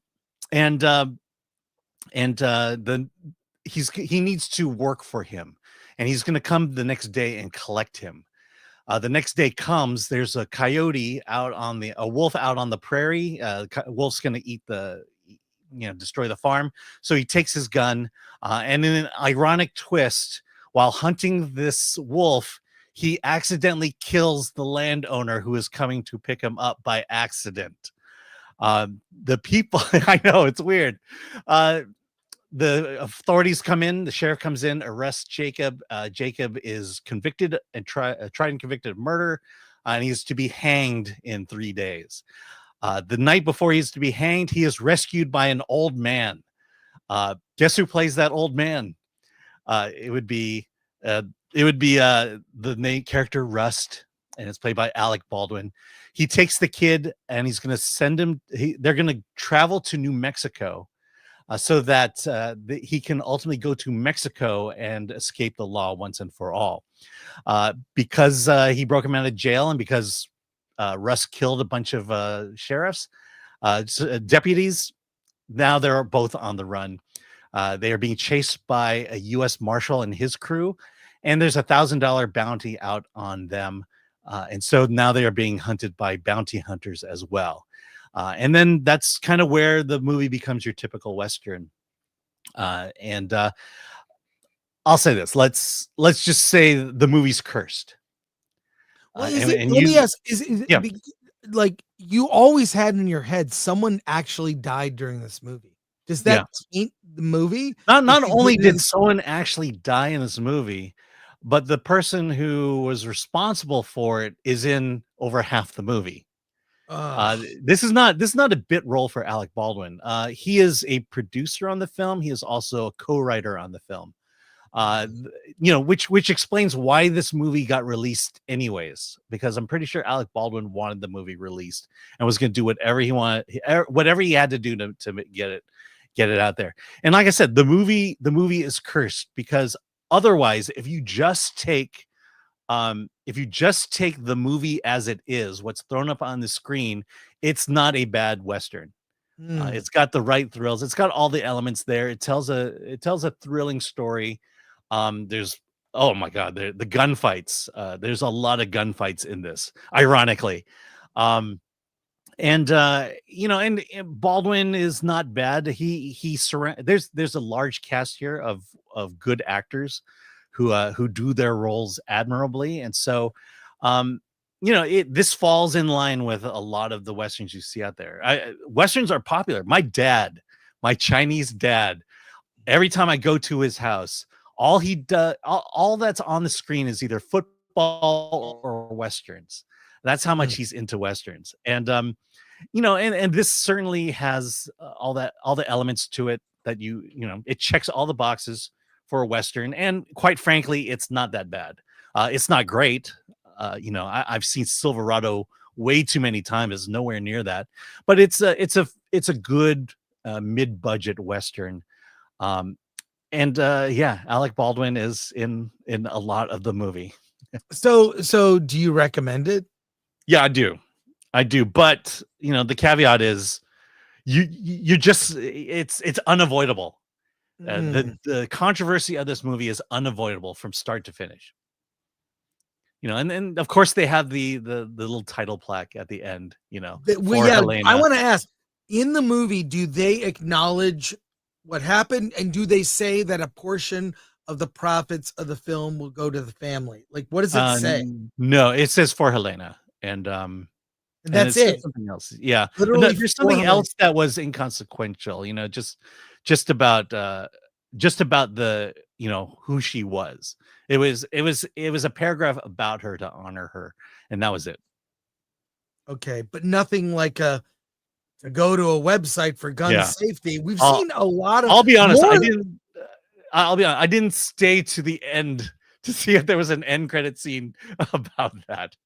Well, a lot of movies these days, I really notice it when it happens, because it happens like, if you've got problems with mental illness, go here. If you have issues with, SA, go here. Here's help. Here's a phone number.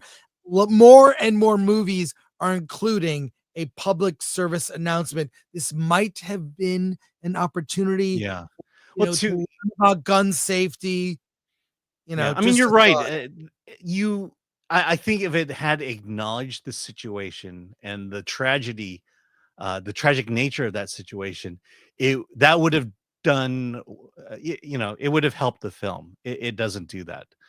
And as you say, if you want to know more about gun safety, go to the NRA website. That would have been nice too. Here, while we're on the topic, let me bring up a movie I reviewed, a documentary I reviewed a while ago. It's called Safe Sets Dying to Work in the Film Industry. This movie is kind of bookended by Rust. The movie starts with the tragedy of Rust, and then it kind of, at the end of the documentary, it goes through what really happened, or what they consider really happened. A lot of people are blaming the armorer, but what this movie does, it just shows that producers of Hollywood movies don't care about the people who work for them, and often they put actors, stunt people, and crew in danger because they're trying to save money. And the implication that this movie says about Rust is that the armorer was pulling triple duty, meaning she had three roles behind the scenes in the movie. And the day the accident happened, the armorer wasn't what she was. She wasn't there to be the armorer for the day. And that because there were guns on set, she was quickly brought in to make sure safety was. And if you know anything about safety, you don't rush safety. And that's what happened. Safety got rushed. And yes, the armorer got convicted of the death. But what the movie brings up is that the producers got away scot-free. And they were essentially liable for an unsafe set. That's what the documentary is setting up here. And that their point is that it was a shame that it was just the armorer who got convicted for the death, and that there should have been more people who should have known better to have been held responsible for the tragedy that occurred on the set. Well, I'll say this, and I'm definitely not going to defend people who work on sets and have 7 jobs. But indie film is a lot like that. When you're making an indie movie, people have multiple jobs. I mean, you and I talk about it all the time in Film Thread. You and I wear a lot of hats and do a lot of things. Of course, there's nothing that what we do is going to endanger anyone. So I say, we wear a lot of hats, we juggle a lot, but the movie's not looking good. It's on Rotten Tomatoes. It's at 50% on Rotten Tomatoes. How many reviewers, by the way? 20 reviewers. Okay. Are you? I don't know if you did a review. No, I haven't. I'm doing that this afternoon. Okay, cool. Pete Hammond did a review and gave it. He's giving it a recommend. That's strange, but 50% on Rotten Tomatoes for Rust. I mean, one thing about reviewing is when you look back 25 years from now, no one's going to think about the accident when they see it, if someone happens to watch the movie at the time. And so you are owed at least to the filmmakers, to review what is on screen and not factor in things that happened off screen. Yeah. Well, there you go. So Alan, you took a bullet on this one. Yeah. And I got pasta out of it too. Let's go to comments right here. All right, Seed, I had a blast making this film. Alec Baldwin. Razorburn, bounty hunters, we don't need their scum. Joe Chapman, why there were live rounds on set, I don't know. So sad. A young, talented woman gone. Wes Ray, been really getting into Westerns lately, so I'll probably watch this. I'm sure it's going to come to VOD. Were you the only one in the theater? Yep. I mean, one there were person. two theaters in Los Angeles and Orange County, and I was at one of them. No one was there. The Introspect M, a lot of other people than Baldwin worked on this too, so I think it should have a run. But I think Baldwin should have publicly pronounced that or announced that he will donate all the proceeds to the family. Yeah, I don't think they're going to be a lot of proceeds. Let's be honest. I mean, this is my frustration with Hollywood, with politics, whatever. If you make a mistake, own up to it. You know, I get it. That mistake will hound you forever because of the culture we live in. But to hide behind it, to pretend it never happened, is doing much more worse. And I think we tend to respect people who admit mistakes more than those who ignore them. I would agree with that. I would agree. All right. We have a couple more films to review. Then we'll get to Thunderbolts and then a trailer reaction to Weapons. But did you see Daydreamers, Alan? No. Okay, maybe save that for next week. Let's move it. So that's not the one we're going to do. That looks like a horror movie. It is. We have a screener. Okay, so what movie do you think we'll talk about next? Is it Fear Below? Oh boy. There we go. Fear Below. Fear Below. I saw the poster for Fear Below and I really wanted to see it because I love the movie Jaws, and it features a shark on the cover. There's a different poster that has the shark in full frame, kind of almost looks like the Jaws poster. Yeah. But this movie surprised me. The shark is one aspect of the film. It's set in the 1940s, which is very weird. This is a period piece about a bunch of gangsters who crash their jalopy in the ocean, and then these mobsters hire some divers to retrieve the contents of the jalopy, which turns out to be boxes of gold, pure gold bars.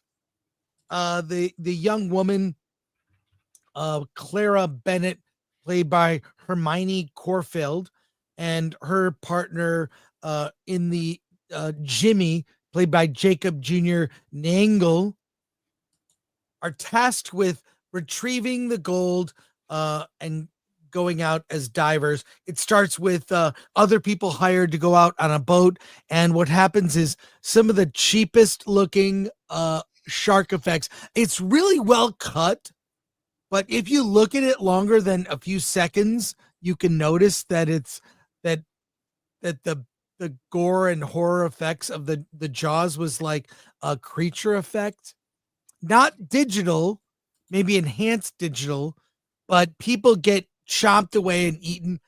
It all takes place during the day, and it's so like overlit like a TV show.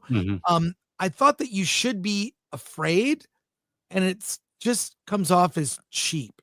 Like when they go down as a diver, you kind of see them like they're just surrounded in the dark, their face, but they're in a diver helmet, like on the poster. It just looks bad. This is a low budget movie that I would describe as exploitation. It takes place in one location at the seashore where this shark is. And I'll just say I wasn't invested because there's really no character journey with this. There's a-hole mobsters and the diver team who by the end is forcing the divers as one by one they get killed by the shark to go in and retrieve the gold. So it's a race against time, and as they're being threatened. And I wasn't invested enough to even care when each character met their fate. And you can tell who will be spared based on the identity of the people. That's all I'll say. So only white people die. Only the white people get chomped and everyone else is free. So there you go. It's a cheap exploitation movie. It's 85 minutes. It's bigger budget than I would have expected because you've got the element of it's a period film with the like shark effects where they use shark footage, and then also it had to be some kind of it's like they had Bruce the Shark. Here's what it is. Jaws had Bruce the Shark, a shark effect that never worked, which forced them to work around it, imply the shark was there. They had a shark prop that worked, and they used it all the time to the point where it's not scary. So Spielberg really won when his shark effect didn't work. They had a shark that worked, a kind of rubber shark and shark there with the fin. It worked, and they use it so much, you're like, well, this isn't scary. And it all takes place during the daylight. So I cannot recommend the movie. If you're desperate for Jaws light, I think we're going to see 10 more shark movies this year. There's so the many. 50th anniversary of Jaws, of course. If you look up like shark films, you've got so many, and I mean, and they're really terrible ones. There's Shark Exorcist is a real movie. There's Ouija Shark. That's a real movie. This doesn't go full exploitation in terms of dumb. The movie takes the events seriously. It's just very predictable, and the shark effects are not scary because you see the shark so much. So I cannot recommend Fear Below. It's a pass for me. But based on the running time, maybe you just want to just like, I'll check it out. And so there you go. Alan, See, I told you runtime is now a qualifier for whether a movie is good or bad. You would recommend it because it's 90 minutes long. I only because it's like, look, it does factor into if I'm going to see something that's 2.5 hours or something that's like 80-minute horror, I'll go 80-minute every time. Yeah. Or if I'm scrolling through live TV trying to find something to watch, and this happens to be on the Shark Channel. I'm going with the lowest runtime. That it is a factor. So I do not recommend it, even in spite of the runtime.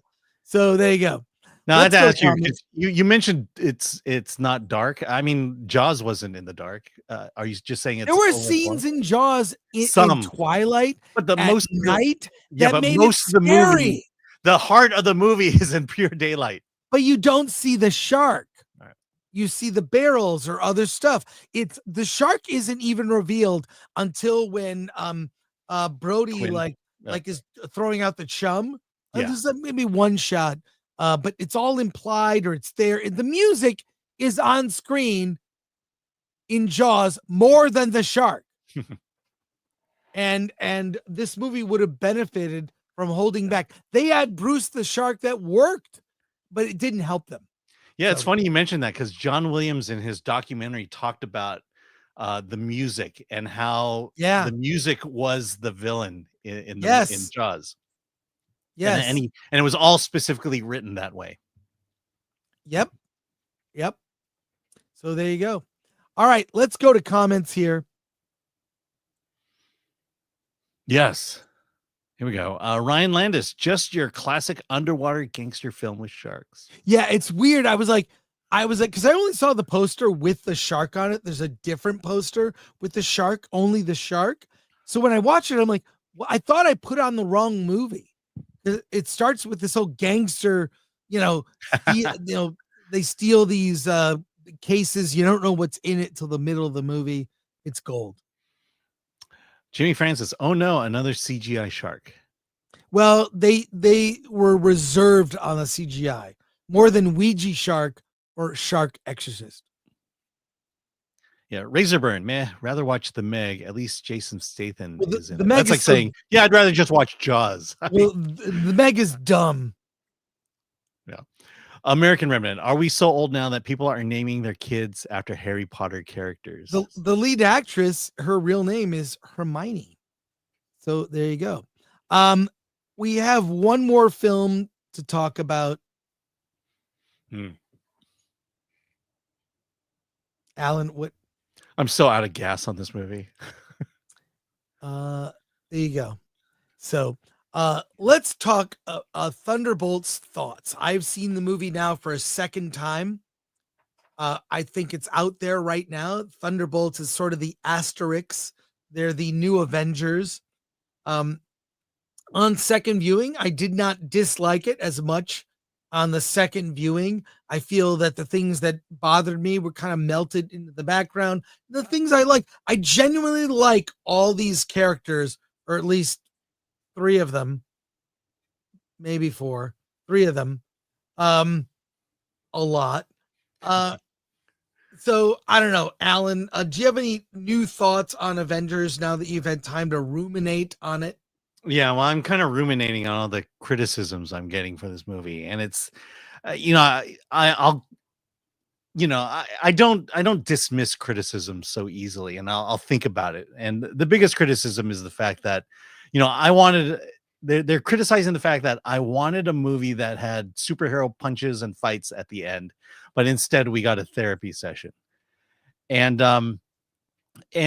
so I have to ask myself, am I wrong? Maybe this is the new form of superhero films where we talk our feelings through. Certainly that has happened in stories before. And I think I'll go back to the fact that this is how Captain America Brave New World ended. It ended with a calm down conversation, or the get off the ledge conversation, which means, there's a level of which you want these movies to have, to be evergreen, to be able to appeal to people for a long time. And action tends to do that versus, this whole idea that America is suffering through mental health issues is very today. And it means it's not gonna it's gonna be dated 20 years from now. People are going to wonder why were Americans so mopey, or what was the deal with Americans?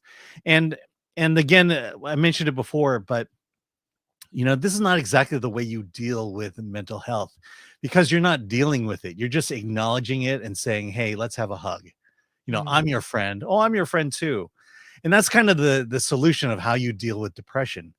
And it's a lot more to it than that.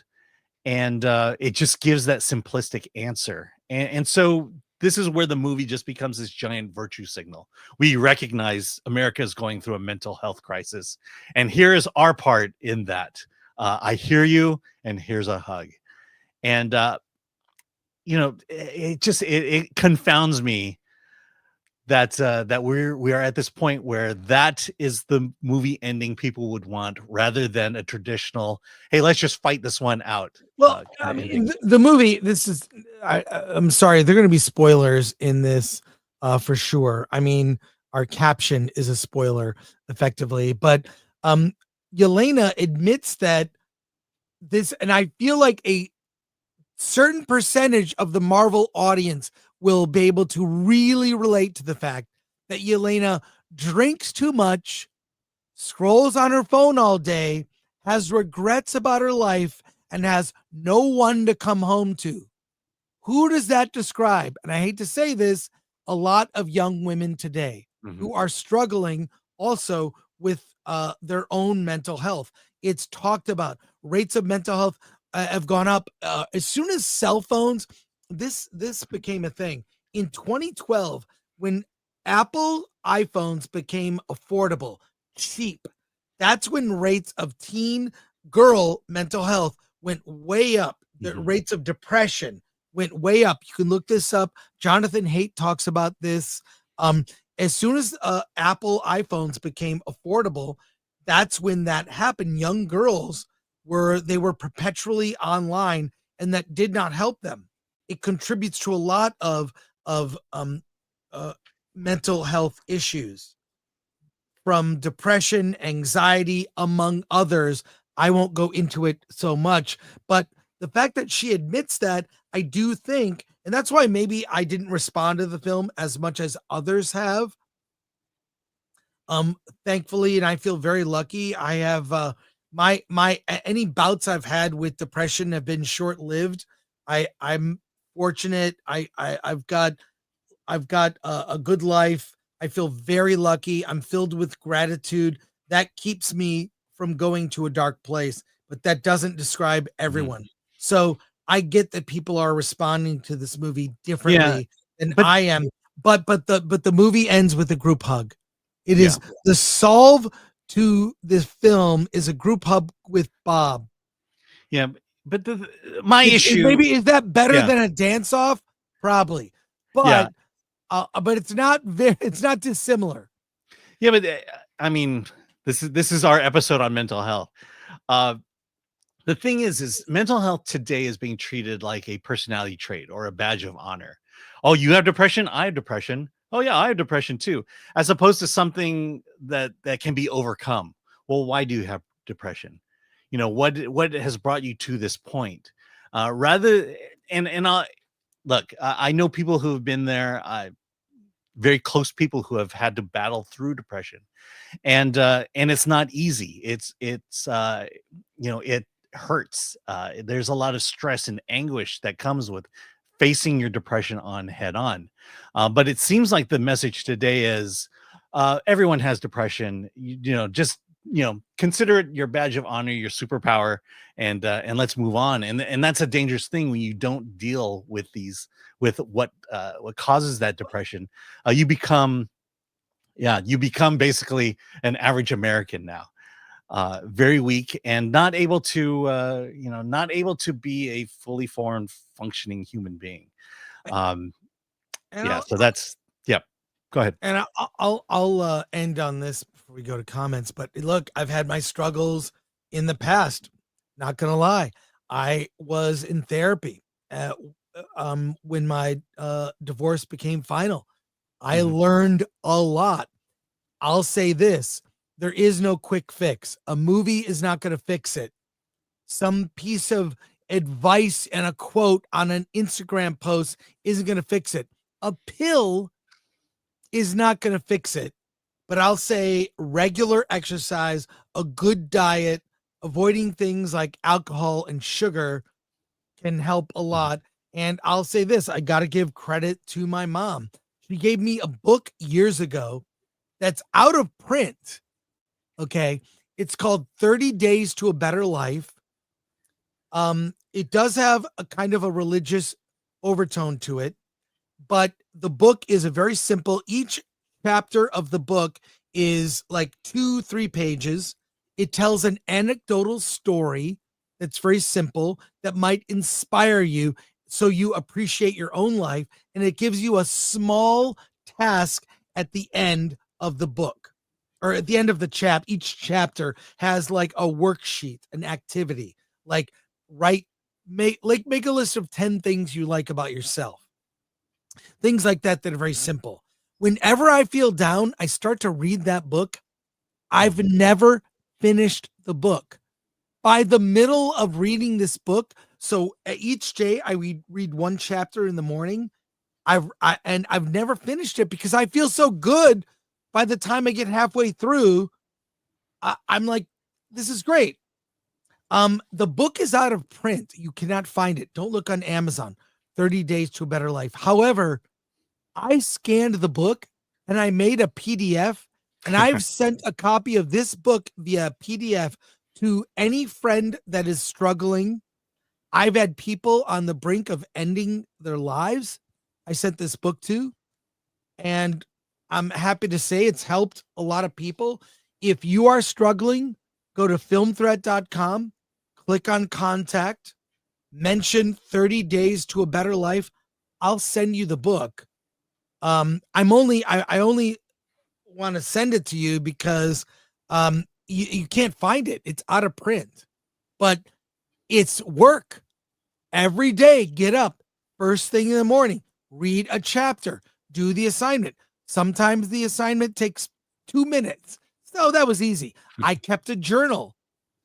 Each time I've read this book. I've attempted to read this book several times, never finished. But I keep that journal. It shows you kind of where I was at that time in my life. And thankfully, I've not, in spite of the fact that I had a stroke a year ago, I've just power through. So yeah. I thankfully I spent very little time feeling sorry for myself. I was pissed. I was ready to fight. So changed my diet, my exercise regimen, and have made nearly a full recovery. I won't say 100%, but nearly. But if you are struggling, I'm happy to help. And but it's not a pill or a movie that's going to help you. It's habits change and doing a lot of self-reflection and work. So I'm happy to make that offer. That's a real thing. This movie kind of superficially. Here, let me tell you how one last thing. It's superficially, but if it does bring to light maybe people that are struggling, I just feel like what Yelena is struggling with is very specific to a certain generation of women today. And I'll just leave it and to who I think will respond better to the film than I did. But I'm happy for the people that love it. Me not so much, but that's all right. Alan, sorry. Yeah, I was just gonna say, I'll tell you how I got over my depression. It was basically I was planning on going into ministry, doing youth work, and as a part of that, I went to seminary over at Biola at the Talbot School of Theology. I was going to get a Christian degree there, Christian education degree there, and as you can tell, I'm not in the ministry. I don't work for a church today, but I will say the 2.5 years I spent at Talbot was 2 years of therapy for me. Part of the compulsory aspect of my degree was I had to not only be in counseling but do counseling, and you just it was a very Christian, very religious edge to that as well. And it ultimately came down to one of my professors, Neil Anderson, and his book about our identity in Christ. You can look that up. But it was eye-opening in the fact that two things. One is you're loved, God loves you, and the church is supposed to show you love in return. And the second is God takes you for where you're at. It doesn't matter how far down the hole you are, you can be forgiven. You can find freedom in that. And then and just like AA, all the support groups, it's just giving everything up to God and saying, look, I can't control my path. I can't control my future. God can, and God has a plan for you. You just have to go along with the ride and find out what the things that God throws in your ways to make you a better person and to make you reconsider the lies you tell about yourself. And a lot of the lies is just you getting down on yourself, criticizing yourself, lying to yourself, telling that you're not worthy or that people don't like you. That's the whole mind change that goes on there. And that's kind of where I got through it, taking it in that religious angle. But I think the point is that depression is not something you need to hold on and embrace. Depression is something you can work your way through and power your way through and become a whole, healthy, happy person in the end.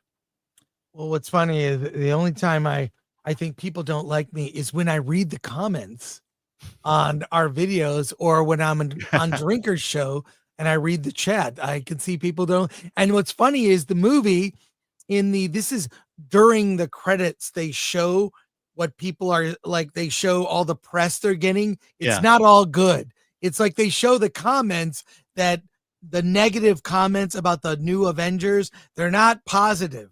And so the funny thing, it actually does deal with it. But Alan, I'll send you a copy of this book. Not necessarily for you, but you might be able to pass it on. I have sent this book to so many people, friends, strangers, just anyone who I think might benefit. So I'm happy to do that. Go to filmthreat.com/contact, mention the book. I'll email it to you. And so they go. I'm happy people are responding positively to this movie. It's not like the criticism of this movie are different than Captain America. And I think the word of mouth for this will be better. We'll see how it does at the box office. We'll see. But there you go. Let's go to comments. All right. From Jose Sarango. I only have a couple questions. Does it have good action? It seems unnegotiable. It seems it doesn't. 2, does it respect the characters? And I can say just for the trailers and MCU track record, it doesn't. Can I talk about the action for a second? There's nothing to write home about. And I think Marvel is heading in that direction where they can't, action is about choreography and looking good as opposed to action telling a story. There is a moment in this movie where Yelena fights a hallway full of guys. It's shot overhead and in shadows, and I could not figure out what was happening in that scene. Other Yeah, than it people was getting beat weird up. way to shoot it. Yeah. Mhm. So I would say the action is average at best, but it's nothing you haven't seen before. I think it respects the characters in that they are giving each other shit. They all have their moments in the film. I'll just say, Yeah. except for one that dies pretty quick. I'll tell you the action move I remember the most, or at all in this movie, was John Walker throwing his shield. That was That was great. pretty exciting. And that's the only thing I remember in terms of what was the action like. Yeah. Pharaoh of Vibes for 999. Modern day writers are a plague on our current entertainment. I didn't buy a Thunderbolts ticket for some medicated LA writer going through therapy, trauma dumping on us, rating it a 5 out of 10. I would thank you for the generous super chat. I think Yes. I think it's fair. All right. Christopher Moonlight Productions. Have you gentlemen ever read the book The Art of War? It talks about No. It's The War of Art, and I Yeah, have did, read that. yeah. I have read that book. Amazing book. Did I mention I'm go ahead. dyslexic? Yeah. It's okay. It talks about two ways an artist can live: by a hierarchy or territory. If you live by your hierarchy, you'll always feel inferior. Live by your territory. That is brilliant. Brilliant, Chris. Pharaoh Vibes for 999. Why must nerd entertainment suffer from writers? From writers who want to deconstruct our heroes and franchises. There seems to be a disdain for Marvel from the inside. I just want a fun superhero adventure. I think to this comment, you want heroes who you can aspire to be. That's why Superman is such a powerful character, and that he's not a weak man, but he is someone that we want to be. He is someone who looks danger, without fear, and will take on tough situations head on. I think that's the person we want to be, not someone who recognizes that we have depression or not perfect. And thank you, Pharaoh. That was very generous. And English Batchers, super generous. 50 pounds. 50. Thank you. That is amazing. Okay. Disagree on some things doesn't mean don't like. Much love and respect, Film Threat. We encourage disagreement. Yes, I that's part of the fun. Yeah. Is to disagree and see, oh, you responded to this. I didn't. You saw this. Oh, I'm going to look at that differently based on what you showed me. I love that. Thank you, English. That's a great philosophy right there. Ron Henriquez, I suffer from depression, and much like Bob, I sometimes feel a void that is easy to fall into. But this film was not therapeutic for me. Yeah, I can see that. I think that too much of today is I can take a pill, Ozempic, I'll lose weight. You know how you lose weight? Change your diet and exercise. That's how I lost weight. I lost like 20 pounds. Just walking in the morning and changed my diet. Yeah. I know people like break up with their partner and they're prescribed a drug. Like that's gonna bring the partner back. To me, a pill is not a solve. Hard work and dedication and discipline that will take you to a better place. Darth Yeager, Thunderbolts. We're going into therapy because of our feelings. Gen Xers, you guys have feelings? Oh my God, that describes me. Yeah. You guys have feelings? Ugh. Whatever. I mean, I'll admit we are old guys. We're old guys. And we look at life and the world very differently than the current generation. Yeah. Stowe for 499. Respectfully, it's not as bad as you guys made it out to be. Haha, but it's not the second coming either. I hate Val with a passion. Yeah, Val, if that was a different character, I think I would have liked it better. She's miscast. She has no gravitas. By the way, what can you tell me about the character Ghost from having seen the movie a second time? Nothing. She is really in the background. She is, yeah. She's an ornament in the background. And Bucky was underused. But thank you. You're right. Hey, that's fair. That's fair. I love disagreement is fine. I saw Robert Meyer Burnett. he enjoyed it. We're gonna talk on Monday. Versus will be very interesting. Yeah. Monday, folks. To see if Paul wants to join and talk about it as well. He seems to like it. Yeah. Sons and Shadows. We want clever and satisfying. Nothing screams satisfying in a superhero movie like a group hug. There you go.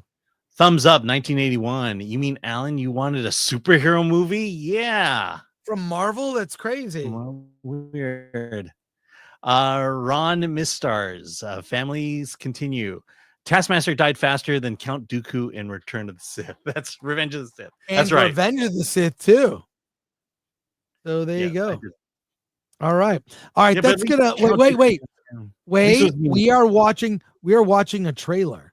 Okay. We're watching a trailer, Alan. By the way, we Did you have know that? seen, I believe we have seen this one at CinemaCon.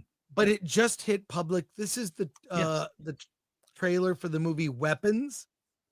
This is I don't want to say too much about it. We can all watch this together. Yeah. And we will discuss on the back end. It stars Silver Surfer. Yes, well, partially, but let's watch this, and we're probably going to get hit copyright. We'll cut it out, Atomic Glory, but let's give this a watch. Here we go, Alan. Alan, you have to see it. Yeah, I hope you have fun watching it.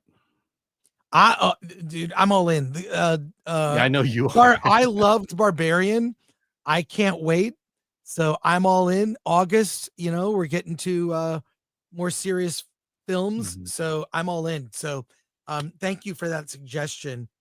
And I hope some of you watch that as well. I already have a bunch of emails from people for that book. Yeah. Yeah, the 30 Days to a Better Life. I will say this, now I remember this. My mom wrote something to me personal in it, and it's in the scan. So just, it's my mom. It's not anything weird. Just my mom loves me. And I've always been into, look, I'm a child of divorce. I was a scrawny, gangly, skinny kid that was a late bloomer. I was a book nerd. I had newspaper routes. I was a weird kid, and I had my share of struggles. So that book helped me a lot, and I hope it helps you. So please, if I send you a PDF of that book, please pass it on to other people. It's the only reason I would recommend you buy the book, except it's unavailable. So anyone if it's out of print, you can copy books and pass them around. Yeah. Well, yeah, it's out of print. You can't find anywhere. So all I did was scan it and made a PDF. And I'm saying that's emailed legal. to You can legally do that. Yes. So there you go. Couple quick comments as we end from Daniel. Daniel for 5. If Alan dislikes horror movies so much, then why is he moonlighting in a Weapons trailer at the 1 minute point in? Instead of doing his film threat reviews, because children Alan, need principles. Why were you in the movie, Alan? Yeah, because children's need. Thank you for that. Yeah, Darth Yeager, Asian representation. Yes. Bernard Wong, love him. Best thing about the MCU. Thumbs up, 1981 for 499. They like to deconstruct. So they like to deconstruct superheroes because they were inherently masculine, aimed at boys saving a damsel in distress. This is no longer allowed. But I did like the sequence where they saved a bunch of people. I like that. Yeah, that was the superhero moment that we needed finally in the movie. Holy cow. Yeah, look at that. JPTRX 100. It's not dyslexia, it's retardation. Just kidding. You demand, Alan, you too, Chris, have depression and have worked for a long time through therapy and meds. Everyone is different, but the main thing for me was to reach to friends or family who know you care about you. Love to all. That I think that's the biggest point, is get help. Well, thank you, JTPRX. And earlier you said Bernard Wong. It's Bennett Wong. Bennett Wong. Yeah, there you go. It's okay. Hey, I'm JTP, thinking about the other Wong. It's all good, man. It's all good. JTP, reach out to me. Go to filmthreat.com/contact. Look for the contact. Email me. Tell me you want a copy of the book 30 Days to a Better Life. I will send it to you today, JTP. It's a book I've never finished because by the time I'm halfway through, I'm like, I feel freaking good. The anecdotal stories, Alan, I'm going to give you this book. Try it. And you probably don't need it, but what I'm saying is you could pass it on to friends. I mean, I think your daughter might benefit from the book a lot. If she has some issues, it's just, I really love that book. And that's why I scanned it. It's not very long. Each chapter is about 2-3 pages. Takes you like 10 minutes, 5-10 minutes to read one chapter. Really good. Lord Thaw, thank you. Go to shop.filmthreat.com. So thanks for Ahmad, Lord Thaw. Thank you to Atomic Lori, Glenn Nuccio, everyone who sent in a super chat and those who chatted and participated in a respectful way. I love our chat. Our chat is the best. I love the 199. They cross over with us. Love the Critical Drinker chat, but the Film Threat chat, you are the best, really. And let's see, we have actually some super chats that just came in. You know what just happened. Pharaoh of Vibes. Alan had the best early review about the Thunderbolts and people got mad. The toxic positivity and a level of madness akin to the Hatters. It's you know what? If people dislike or like something, I'm not gonna go after. I'm gonna say, here's what I thought. What did you think? And I learn from other people what they take away. Yeah. But the most fun I had is standing at the water cooler back in the days when we did that, and to disagree on a movie and to call. I can't tell you the conversations I've had about Phantom Menace, the ongoing conversations I continue to have about the Phantom Menace, because apparently I'm the only one who liked that movie. A lot of look, I the prequels. There's great things about the prequels. There's There's also terrible things about the prequels. So that's the weird thing. It's like there's some of the best lightsaber duels are in the prequel. Period. Like there's very little debate about that. There are some amazing ideas in the prequels. There are incredible action sequences and production design and costume and alien design and robot design and spaceship design. But there are also some of the worst dialogue ever and pacing and a lot of other issues. So you take Attack of the Clones all day. Yeah. There you go. We're going to leave it at that. Versus is back on Monday. We're talking, obviously, Thunderbolts. This weekend, I am going to Lucha Vavoom. I'll post for members only.